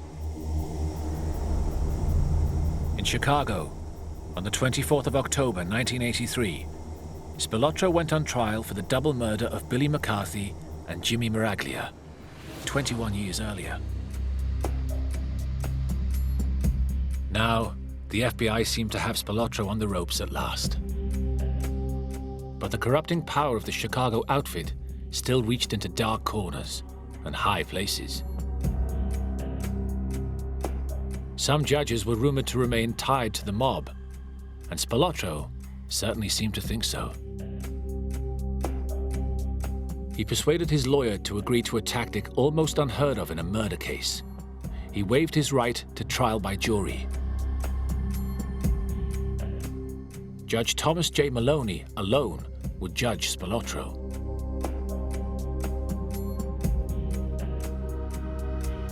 Maloney decided not to accept Carlotta's statements as reliable evidence. And so, he acquitted Spilotro.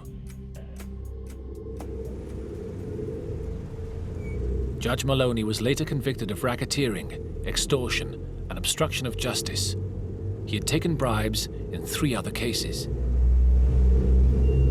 He was sentenced to 15 years in prison.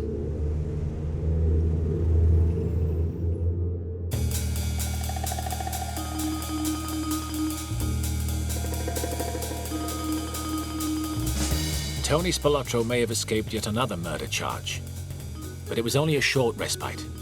This time, he was not untouchable.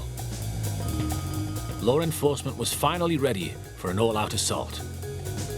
He was hit with a triple whammy of charges. The FBI had painstakingly uncovered the mob's multi-million-dollar casino skimming racket. In the autumn of 1983, a total of 15 underworld figures, including Spilotro, were charged with fraud.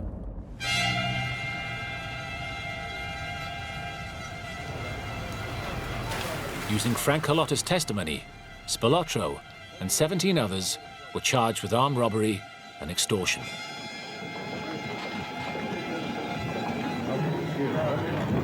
Mr. Spilotro, anything to say?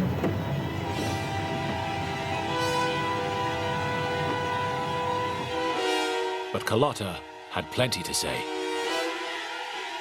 He enabled the Justice Department strike force to also charge Spilotro in connection with the murder of Jerry Listner.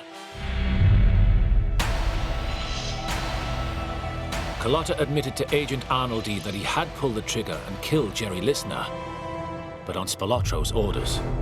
Yes, Frank Collada told me he was acting under the orders of Tony Spilotro to kill Jerry Lisner. 3 federal cases were now aimed squarely at Tony Spilotro. When the indictments started to come down, you knew that it wouldn't be long before Tony's reign would end. Spilotro faced sentences that could total 85 years in prison. This prospect put him under enormous pressure, and the mob knew that people under pressure can crack. He was an embarrassment. He was a loose cannon. All doubts have to be resolved in favor of the mob. It's possible he could say something that would hurt somebody. The Chicago Mafia bosses hated the idea that anyone might squeal, let alone someone who knew as much as Spilotro.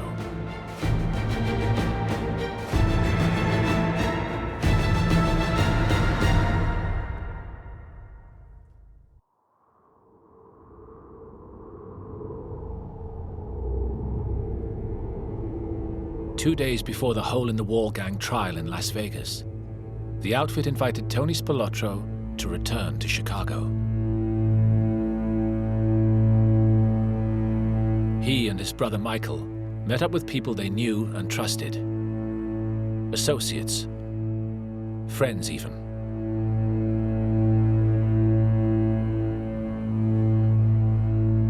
The brothers were taken to Bensonville, outside Chicago, believing that Michael was to be inducted as a made man into the outfit.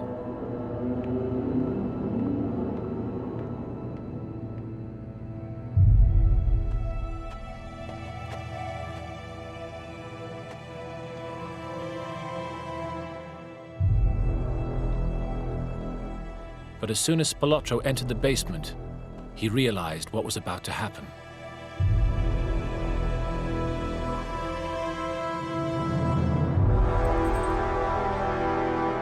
He asked if he might say a prayer.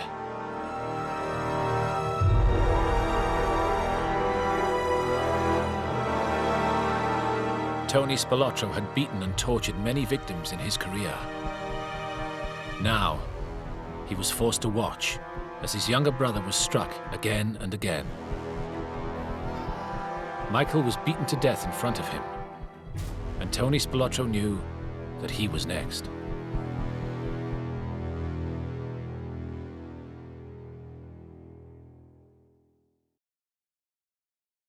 The bodies were buried one on top of the other. The first body was just about 3 feet from the surface.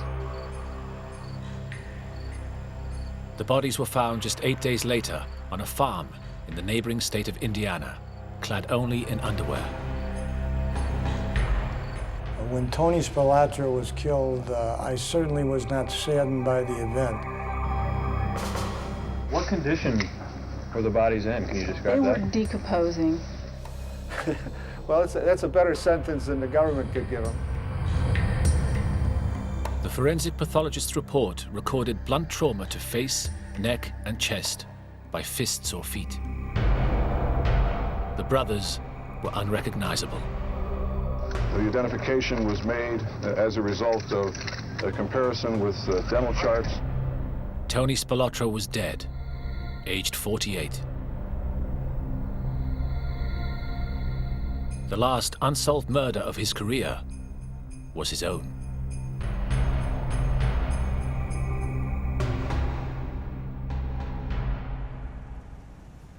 They kill each other because they're thieves, and even though they're supposed to have honor among thieves, they don't.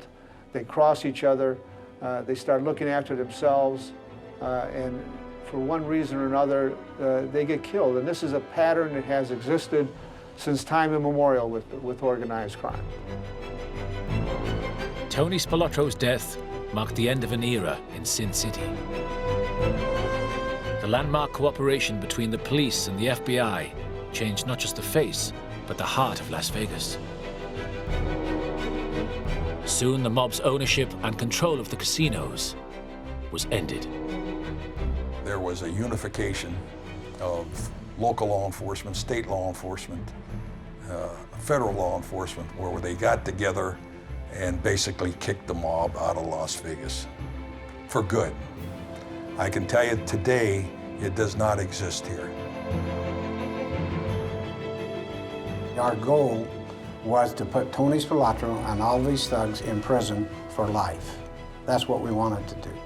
And the end results, because they died,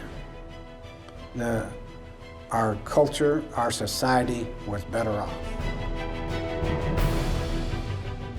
Now, later in life, I thought we've done a good deed for the city and for the country. And I think we're all should be proud of what we did.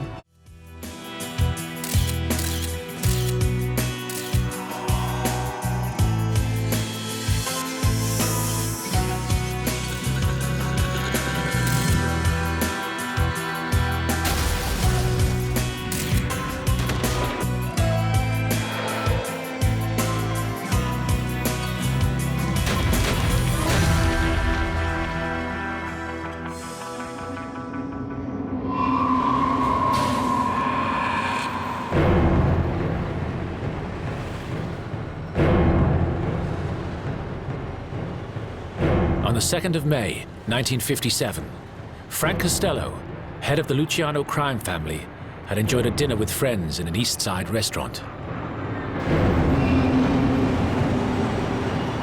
He took a cab to his apartment, the Majestic, on the fashionable Upper West Side of New York's Central Park.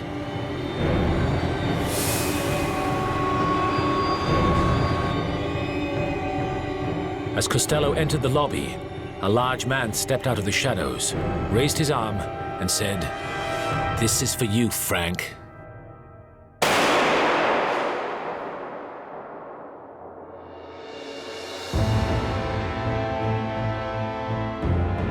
This organized hit on a top mafia boss would signal the rise of the most dangerous gangster in America, Vito Genovese. Vito Genovese was never anything but a homicidal maniac.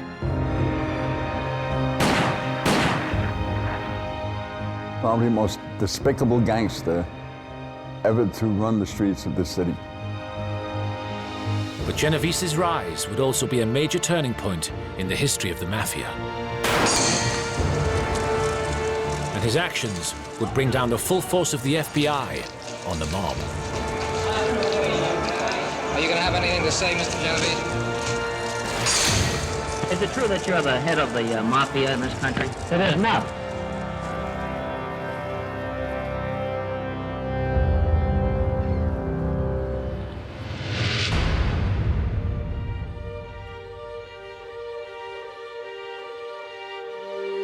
Vito Genovese arrived in New York from Naples when he was 15 years old and joined the thousands of other Italian immigrants to hit the city's shores at the turn of the century. Genovese grew up in the slums of New York. From the beginning, he was involved in these terrifying street gangs. Violence ruled, and he never changed. Genovese was a product of the gutter of New York City. He was constantly in conflict. Everything had to be out of the barrel of a gun. That was Genovese. Police records show that over the next 10 years, Genovese was charged with shooting a man in Queens, running down and killing a man in Brooklyn,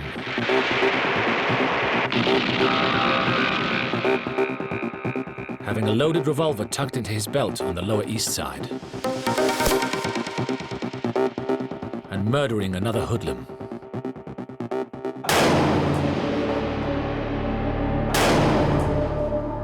Vito Genovese, I'll give you a great example of what he did. He fell in love with a woman named Anna, who was married to someone else. Genovese and his thugs threw her husband off a roof so he could marry her, and he married her. Murder was just a ritual with him. He had no conscience. This appetite for killing did not go unnoticed. By the mid-1920s, Genovese was a hitman for the greatest mafia boss of them all, Charles Lucky Luciano.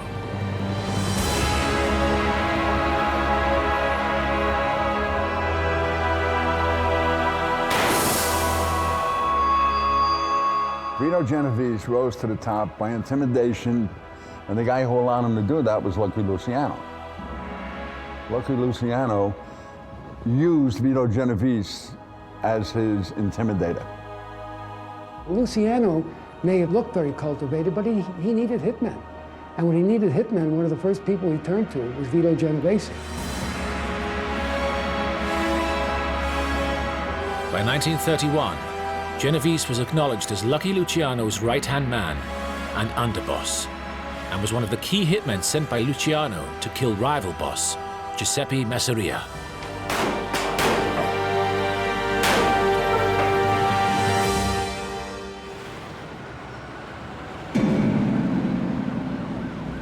Such was his reputation that Genovese was known as Don Vito, the Great Vito.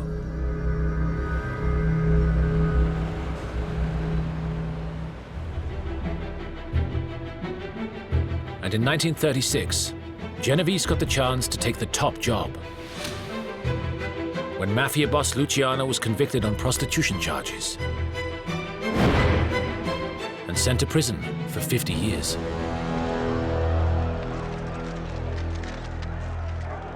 When Lucky was convicted and sentenced to a long prison term, Vito considered himself to be the heir apparent. But things didn't go to plan. Genovese now also found himself being pursued. Vito Genovese had been involved in a murder in the early 1930s and somehow had managed to beat the rap. The victim had been one of Genovese's gangsters who had demanded too big a share of a crooked card game.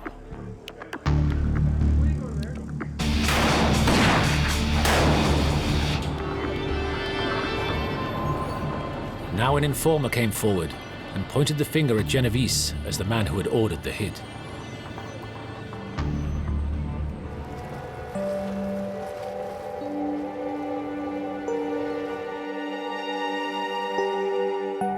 Just as he was about to take control of the Luciano family, Genovese was forced to flee to Italy to escape the murder charge and the electric chair.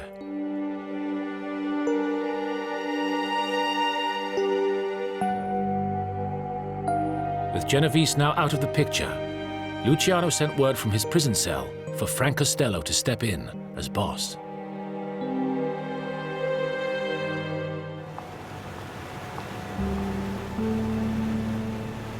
Just like Genovese, Frank Costello was born in Italy. He was 4 years old when he arrived in East Harlem with his parents in 1900. His father ran a grocery shop, and from an early age, Costello despised his humbleness. He loathed the way his father was willing to settle for a life of poverty.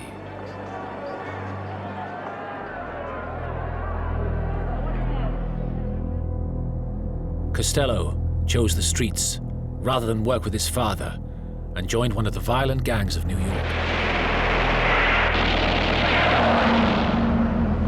In 1915, Costello was arrested and sentenced to a year in jail for carrying a gun.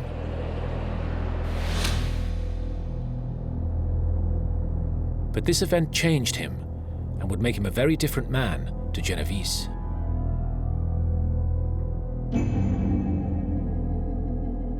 On his release, Costello decided to use his brains, not bullets, to get ahead.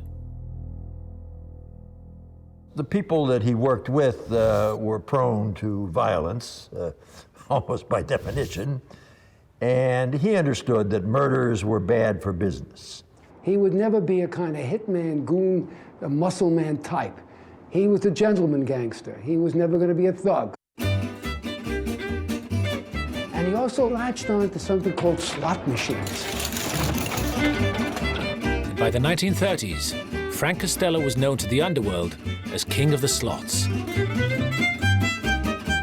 His illegal one-armed bandit machines were grossing $500,000 a day. He made millions. It established him as somebody who was known as an earner, not a guy who goes out and has to commit hits or violent crimes. With Genovese gone, Frank Costello was a very powerful man. He was now the head of the New York Mafia, the largest mob family in America, with more than 400 soldiers beneath him. Costello easily filled Luciano's shoes and continued to add billions of dollars to the family's fortunes.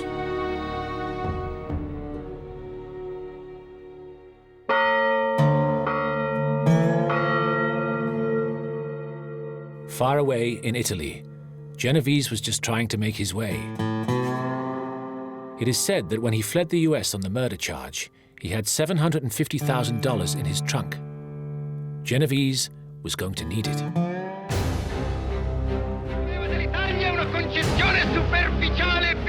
Benito Mussolini, the head of the National Fascist Party in Italy, was fiercely against the Sicilian Mafia.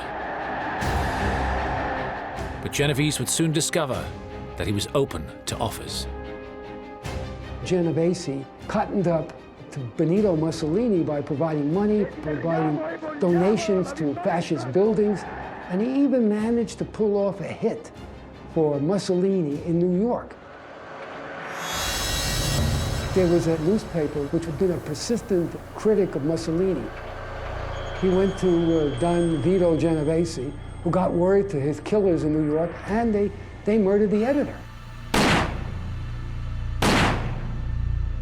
As a reward for Genovese's donations and services, Mussolini gave him an Italian knighthood. But of course, Mussolini was known for shooting mafiosos, and so he could never really relax.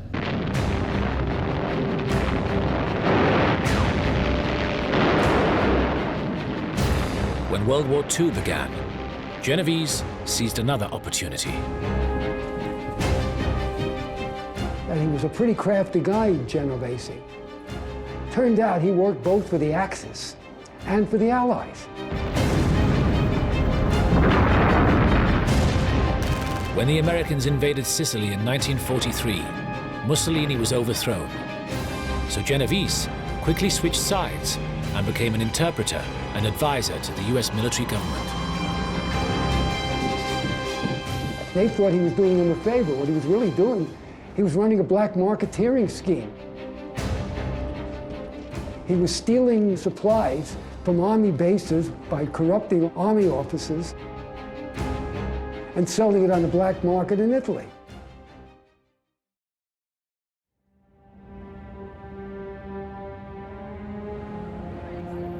But for all his Sicilian success, Genovese was still wanted for the card game killing, and the New York police had new evidence implicating him. A man called Peter Latempa had come forward, claiming he had heard Genovese planning the murder. He was now held in protective custody as chief witness against Genovese. The American authorities finally caught up with Genovese in Naples in August 1944.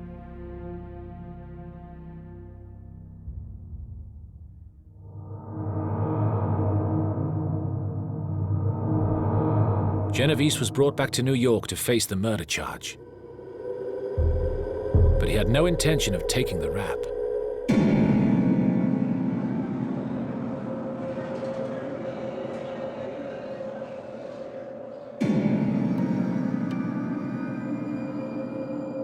On the 16th of January, 1945, Latempa complained that he was suffering from a gallstone problem.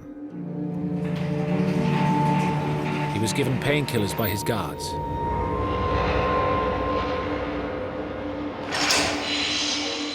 Two hours later, he was dead. The toxicologist who had examined his body reported that he had been given enough sedatives to kill 8 horses.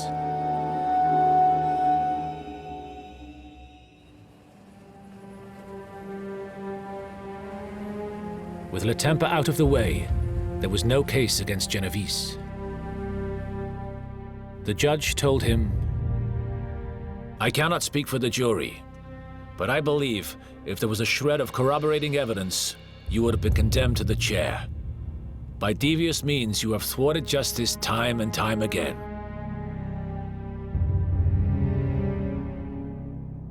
Genovese was acquitted.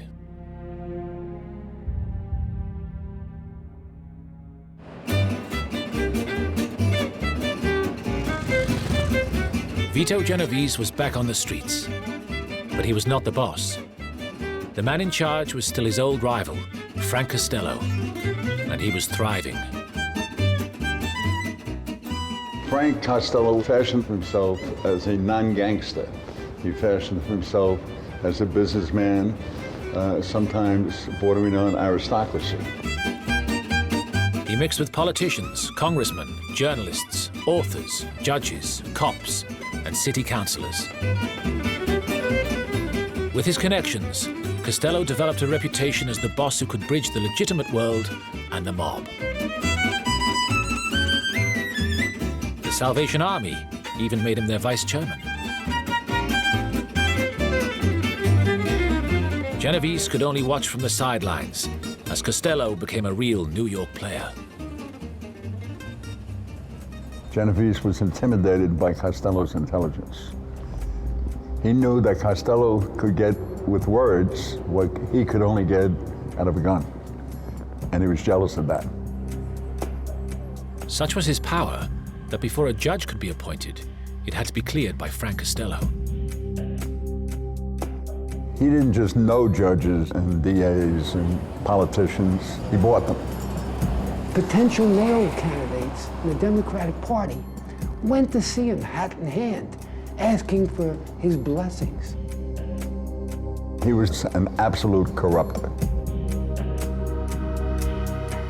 When the Mafia gets control of your political and judicial system, when they're deciding what bills are passed, they're deciding how justice is meted out, then you're in danger. Frank Costello, even though he dressed well, looked civilized, looked cultivated, was one of the most dangerous mafiosi in American history. Costello became known as the Prime Minister. That title was given to him by the media. They made Frank Costello the American Winston Churchill in the underworld. That doesn't mean he was boss of bosses. There was no such position. But as a prime minister is in most countries, he was the first among equals, and sometimes a little more equal than they were. Genovese seemed to be out of it, but he realized that Costello was making a big mistake. He preferred to deal only with the big guys, but ignored the little guys. Frank Costello neglected the troops. Frank Costello only concerned himself with the capos. And the capos is Italian for captain. Members of crews that had been loyal complained. They had been neglected, that Costello didn't favor them. Genovese saw this resentment as his opportunity to begin undermining Costello's leadership. The soldiers, the button men in the family knew that Vito Genovese was the real deal, whereas Costello was a person who was a little out of touch. Vito Genovese never lost sight of the fact that he was a criminal, and Frank Costello lost sight of that fact. Frank Costello started to believe his own imagery, his own myth. Everybody knew that Genovese wanted Frank's job, but he couldn't take the job. The other bosses wouldn't have allowed that as long as Frank was riding high. Frank had the connections. Genovese did not have the connection. So what he does is he begins to make sure he's strong, that his rackets are beginning to produce money. So he has both money, and he has soldiers, and he has hitmen, in case there's a real showdown. Now, Genovese was waiting and hoping Costello would make a wrong move. He wouldn't have to wait long.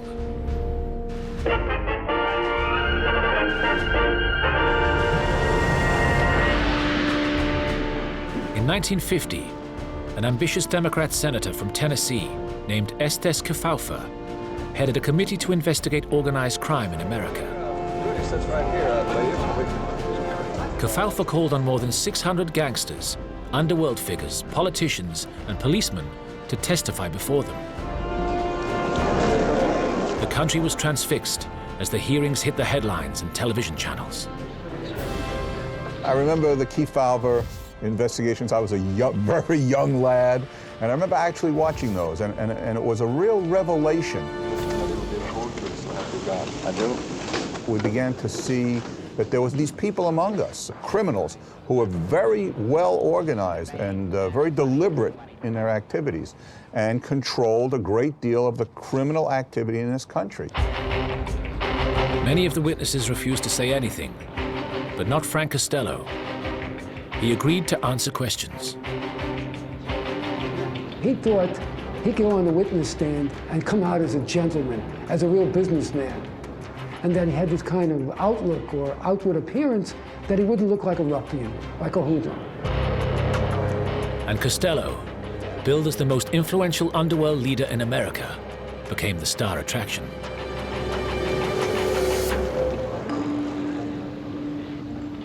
But then, Costello made a miscalculation.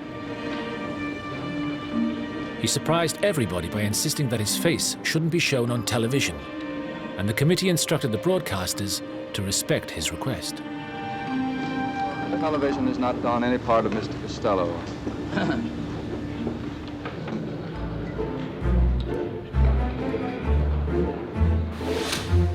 The only option left open for the TV crews was to film his hands. And the subsequent images of Costello's testimony became known as the hand ballet. Whenever the questions about his criminal activities got too tough or too near the knuckle, Costello would rub his palms together, tighten his fingers, grip a glass of water, drum on the table in front of him, or crumple and tear pieces of paper.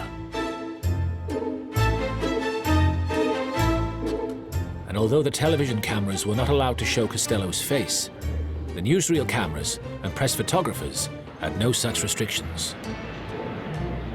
Mr. Costello is going to face the camera and let you have a good look at Costello. As the photographer says to the little boy, can you smile a little bit? Has this country come up to your anticipations? What have you ever done for your country as a good citizen? Well, I don't know what you claim, what you mean by that. Well, you're looking back over the years now to that time when you became a citizen, and we're now standing 20-odd years after that. You must have in your mind some things you've done that you can speak of to your credit as an American citizen. If so, what are they? Paid my tax. I pay my taxes. That was his answer. Now, in his mind, he thought that was enough. He didn't think that he had to join the Army or the Marine Corps. I pay my taxes. Everybody pays their taxes, they're working for their country.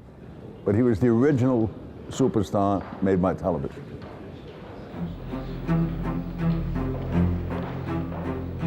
Ridiculed and humiliated, Costello finally refused to answer any further questions and produced a note from his doctor. A certificate of a doctor who examined Mr. Costello this morning. All right. I'm in no condition to testify from here in until I'm well enough. You refuse to testify further? Absolutely. When I testify, I want to testify truthfully. And I can't, my mind don't function.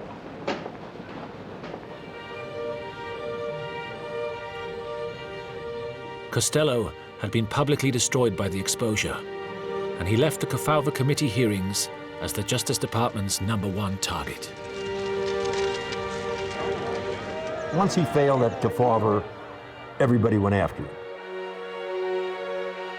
He was indicted for tax evasion, he was convicted.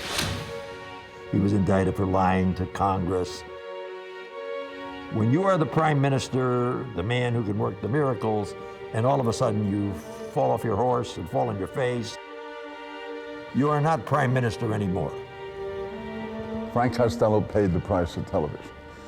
By him appearing in front of the Kefauver Committee hearing and it being televised, that was the beginning of the end of Frank Costello. In fact, that was the beginning of the end of the mob. It took many, many years, and Frank Costello was the beginning of it because it brought the attention of the general public to what the mob was actually doing.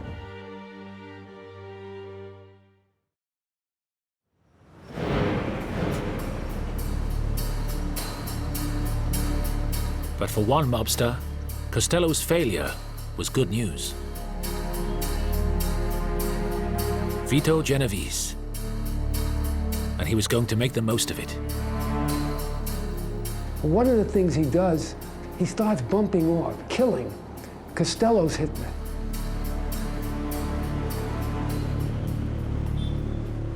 The first on his list was one of Costello's top hitmen, William Willie Moore Moretti. Moretti had grown up with Costello in East Harlem and was now a feared New Jersey racketeer with his own army of 60 soldiers. He was also one of Costello's strongest supporters. But this planned execution wasn't just business. It was highly personal. Moretti had been promoted to Costello's underboss, his second in command. This meant that Genovese had been bumped down to just the captain of his old crew.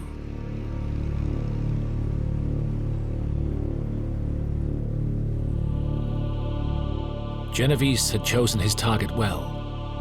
Moretti was suffering from advanced syphilis, which was spreading to his brain. This had the worrying effect of freeing up his speech, and it was now feared that he would start talking to the press.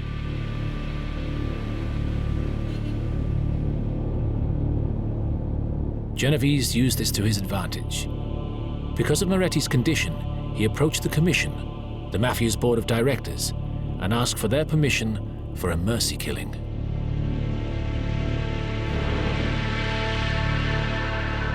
The Commission was set up by Lucky Luciano in 1931 as a democratic system for dealing with all the mob's affairs.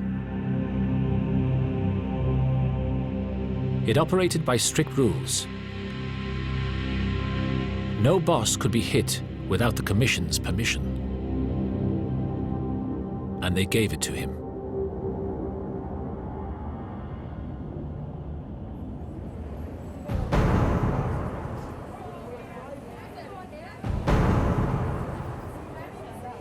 The hit would take place on the morning of the 5th of October, 1951, as ordinary New Yorkers went about their business.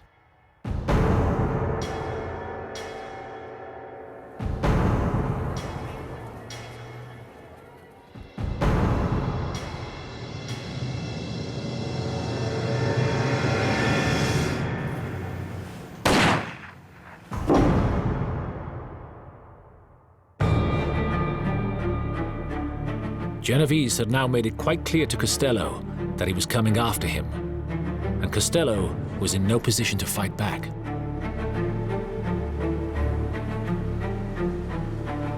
He was locked in continual combat with the US authorities over contempt of court and failure to pay his taxes.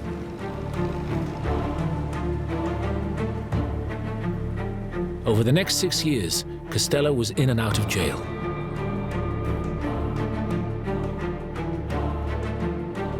When he came out on bail in March 1957, Genovese finally decided to strike. Genovese many, many times tried to get the okay of the Commission to kill Costello. But the Commission wouldn't give it.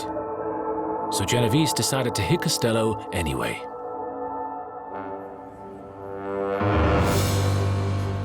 Genovese now studied Costello's routine. The 66-year-old Costello took cabs or walked to his various meetings around the city like he'd always done, without the aid of bodyguards or bulletproof cars. It made him an easy target. Other bosses had an army of bodyguards around them. Costello said if they're going to kill you, that's the first ones they'll bribe. Genovese gave the contract to Vincent Giganti, who was a former prize fighter, who became Genovese's chauffeur. He was a real thug, tough guy. I mean, he'd kill you at the drop of a hat. He was the mirror image of a Genovese. Genovese liked him for that. He was just a ruthless killer.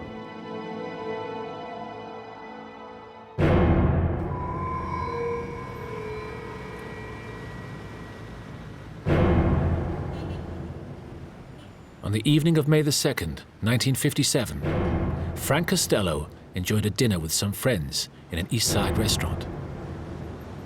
After the meal, he took a cab to his apartment. Now, Costello lived in a very upscale apartment that overlooks Central Park. It was known as the Majestic Apartments. Costello was so sure of himself, even though he knew Genovese was around. And he came home one night, walked into his lobby, and he was met by Gigante.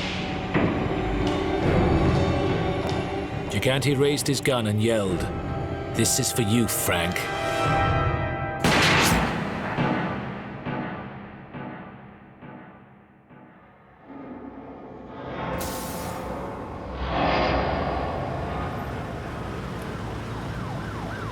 Costello was covered with blood when he reached the Roosevelt Hospital. But the bullet had only shaved his skull. One of Genovese's top soldiers, Joe Valachi, later observed that Gigante had wasted a whole month practicing. There's some debate on whether Gigante missed him on purpose or he just missed him out of ineptness. I choose the latter. He just missed him. But there's a rule in the mob. If you try and you miss, you don't try again. The doorman of the Majestic identified Gigante as Costello's hitman. Gigante quickly gave himself up and was put on trial for attempted murder.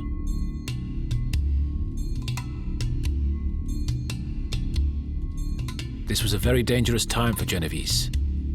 If Costello confirmed it was Gigante, police would come after him.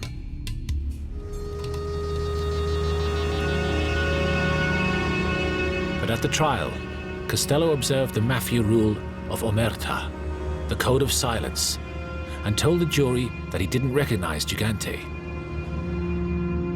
Gigante was acquitted, and as he left the court, he walked over to Costello, held out his hand, and said, "Thanks, Frank."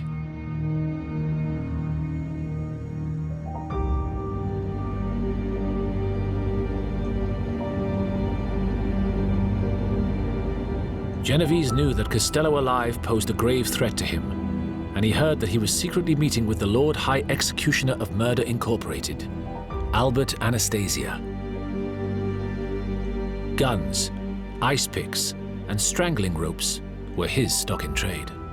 He was a tough, ruthless man, not at all like Costello, who was his good friend. If there had been a move against Costello with Anastasia still alive, there would have been a counterattack by Anastasia.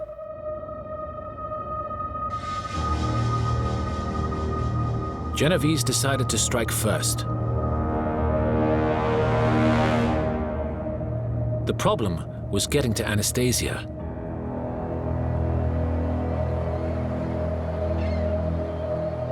He lived in a New Jersey mansion, guarded by ferocious dogs and barbed wire fences, and always traveled with bodyguards.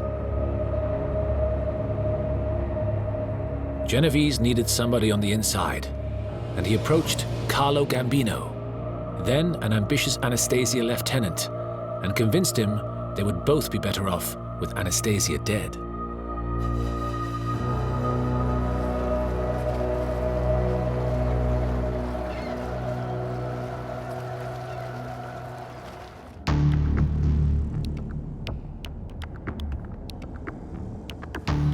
On the morning of October 25th, 1957, at 10:15 a.m., Albert Anastasia walked into a barber shop in Midtown Manhattan. His bodyguards parked the car in an underground garage and then took a walk.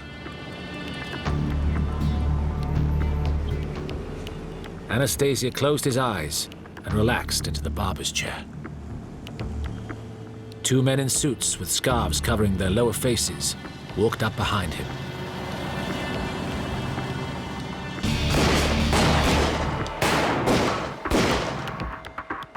Anastasia was literally blasted out of the chair.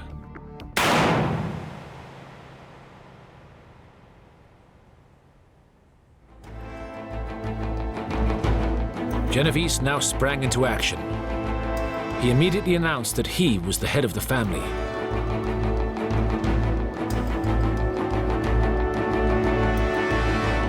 straight away, he turned on his old adversary, Frank Costello. Costello knew what it meant. His time was over. His reign was complete. That if he didn't surrender or abdicate, he was going to be assassinated.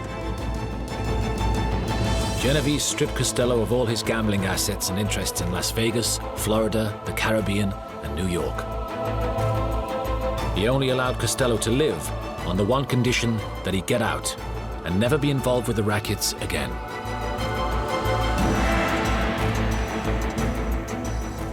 Costello sent a message to Vito Genovese, Don Vito, it's yours. You're in control.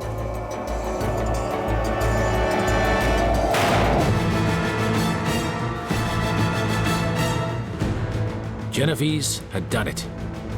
He was now the boss of the largest mafia family in New York.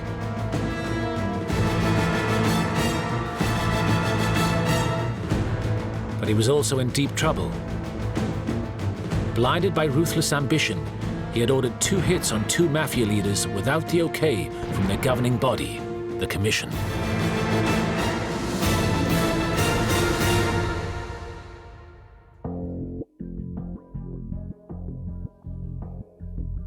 And he had done something else that some Commission members found uncomfortable. Genovese had also moved big time into drug dealing. Genovese always thought that narcotics was a good deal for the mob. Within the Luciano family, he was in charge of drug trafficking. But Congress had recently passed tough new drug laws, and many mafia bosses were worried about the consequences. Drugs brought heat. And what I mean by heat is that if you dealt drugs and you got bagged and you're facing a lot of time in jail, you're going to roll, you're going to become a rat. Well, you could get up to 30 years in prison. They felt that if they kept their hand on the drugs, they would be able to avoid that.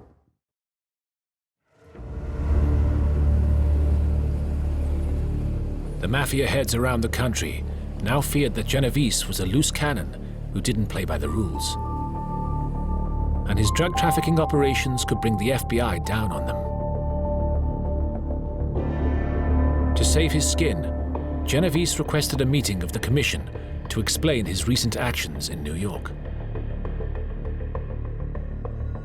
The Commission was not supposed to call another national convention, which will be held every 5 years for 4 more years. But Genovese insisted that the bosses from all the other families and the New York families had to assemble because of these important developments in New York, and he wanted it known that he was the boss of a family. So they picked the same place they had met the previous year. There had been a national convention in a small town in upstate New York known as Appalachian.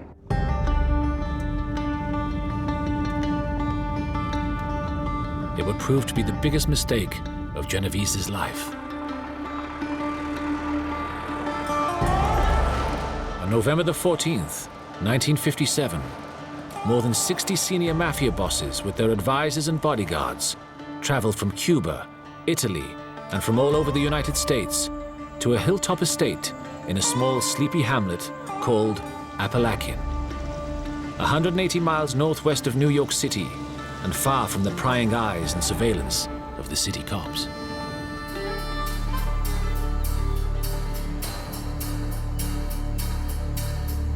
Appalachian was the home of mafia boss Joseph Barbera.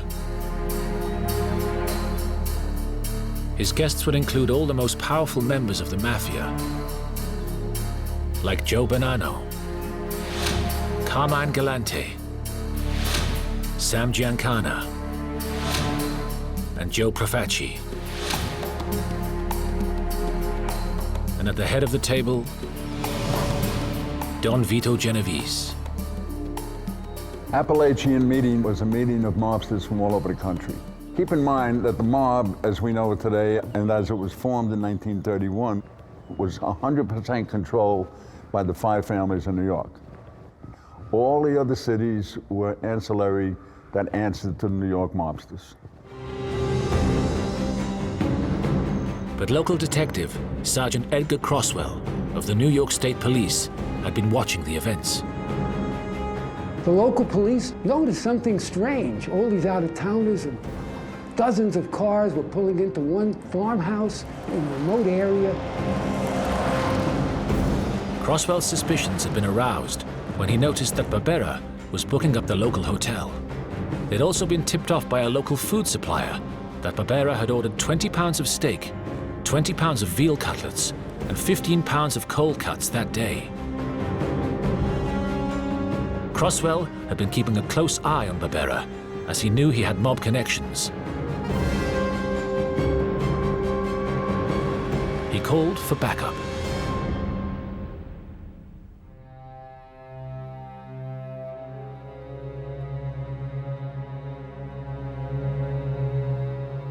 Well, we get the call, send as many people as you can to Appalachian. We have a thing going on. Croswell ordered his troopers to surround the house. We had a lot of people that they thought was the underworld, and we were to pick them up. And when the guests got the news, there was blind panic.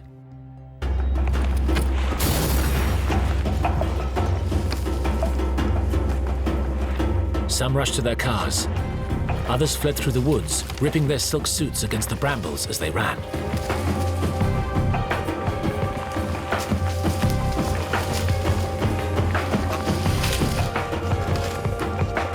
Croswell sent his troopers in after them. We saw one fella, he was standing on the back porch of a local house, but he wore a nice Homburg hat, and he had a nice overcoat with a fur collar. And we knew right away that he didn't fit in. We went in and took control of him and put him in the troop car with us. Croswell and his men eventually managed to round up 60 Mafia members, including New York leaders Profaci, Bonanno, Galante, and Gambino. Everybody had the same excuse, that they heard Barbera was sick, and they all dropped in to see him, pay their respects. Here you had this obvious convention of Italian or Sicilian American mobsters, and you couldn't dismiss it just as a casual meeting and the claim by all of them that they went to visit a sick friend. I mean, nobody could swallow that.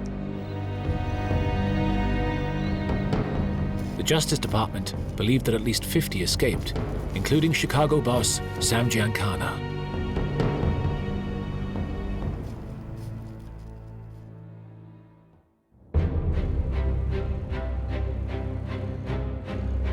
Appalachian was the largest Mafia meeting ever rumbled by American police, and the mob would never hold one of this size again.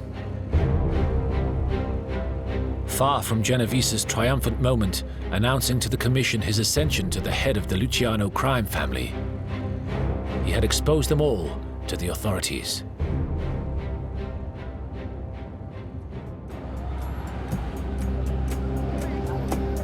As a direct result of Appalachian, a federal grand jury found 20 Mafia members guilty of conspiracy to commit perjury and to obstruct justice, and imposed sentences of between 3 and 5 years.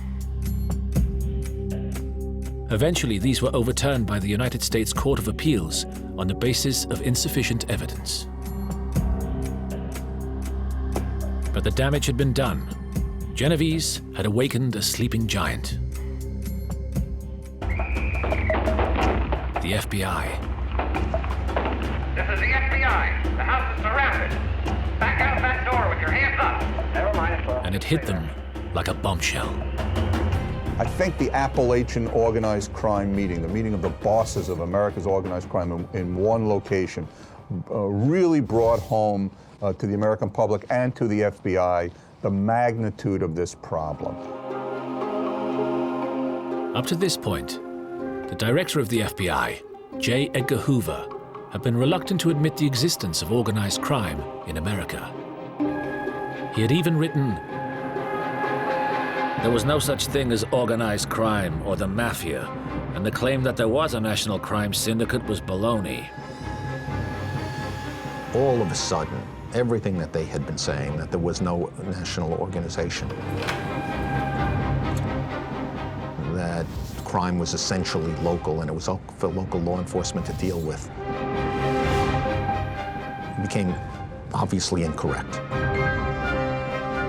They were so brazen, they were so bold, and so powerful that they would actually have a meeting, much as any large, legitimate American corporation would meet to decide internal issues, if you will, of their organization, their direction, what they wanted to do, in the way of a legitimate company would do. This really imprinted itself on the American public and certainly on the FBI.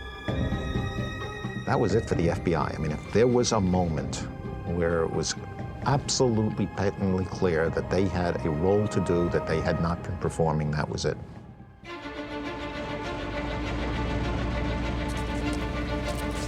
All this changed after Apalachin. The FBI were galvanized into action. Hoover immediately commissioned a special report to confirm whether the Mafia actually existed. It declared, "The truth of the matter is the available evidence makes it impossible to deny logically the existence of a criminal organization known as the Mafia, which for generations has plagued the law-abiding citizens of Sicily, Italy, and the United States."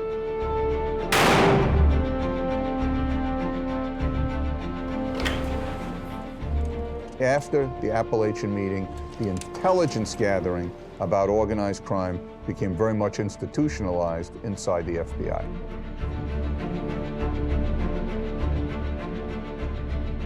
Most of the investigations were intelligence investigations, where we gathered information about who they were and the kinds of activities they were involved with.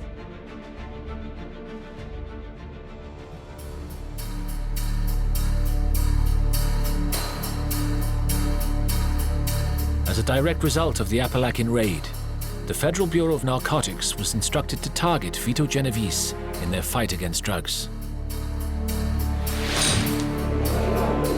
Open up! What about the government's charge that you're the right man, that you're the #1 man in this narcotics business? Charges are fantastic and ridiculous.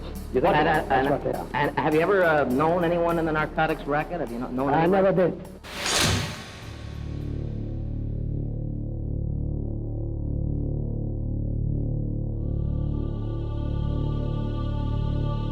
On April the 17th, 1959, the man who had gotten away with murder for so long was finally nailed in a Manhattan federal court.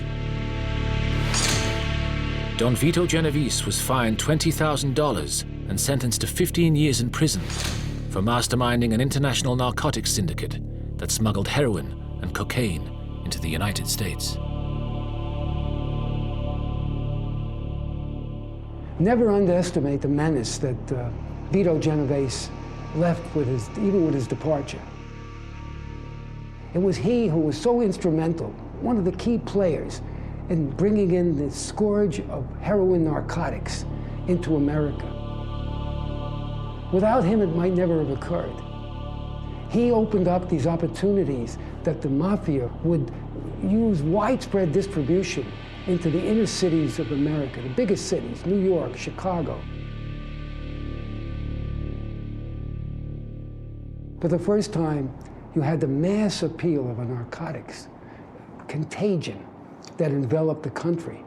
And one person who has to bear some of that responsibility is Don Vito Genovese.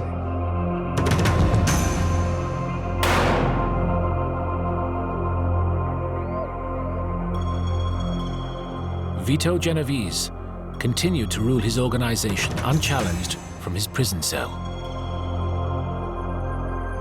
He died there on February the 14th, 1969, of a heart attack.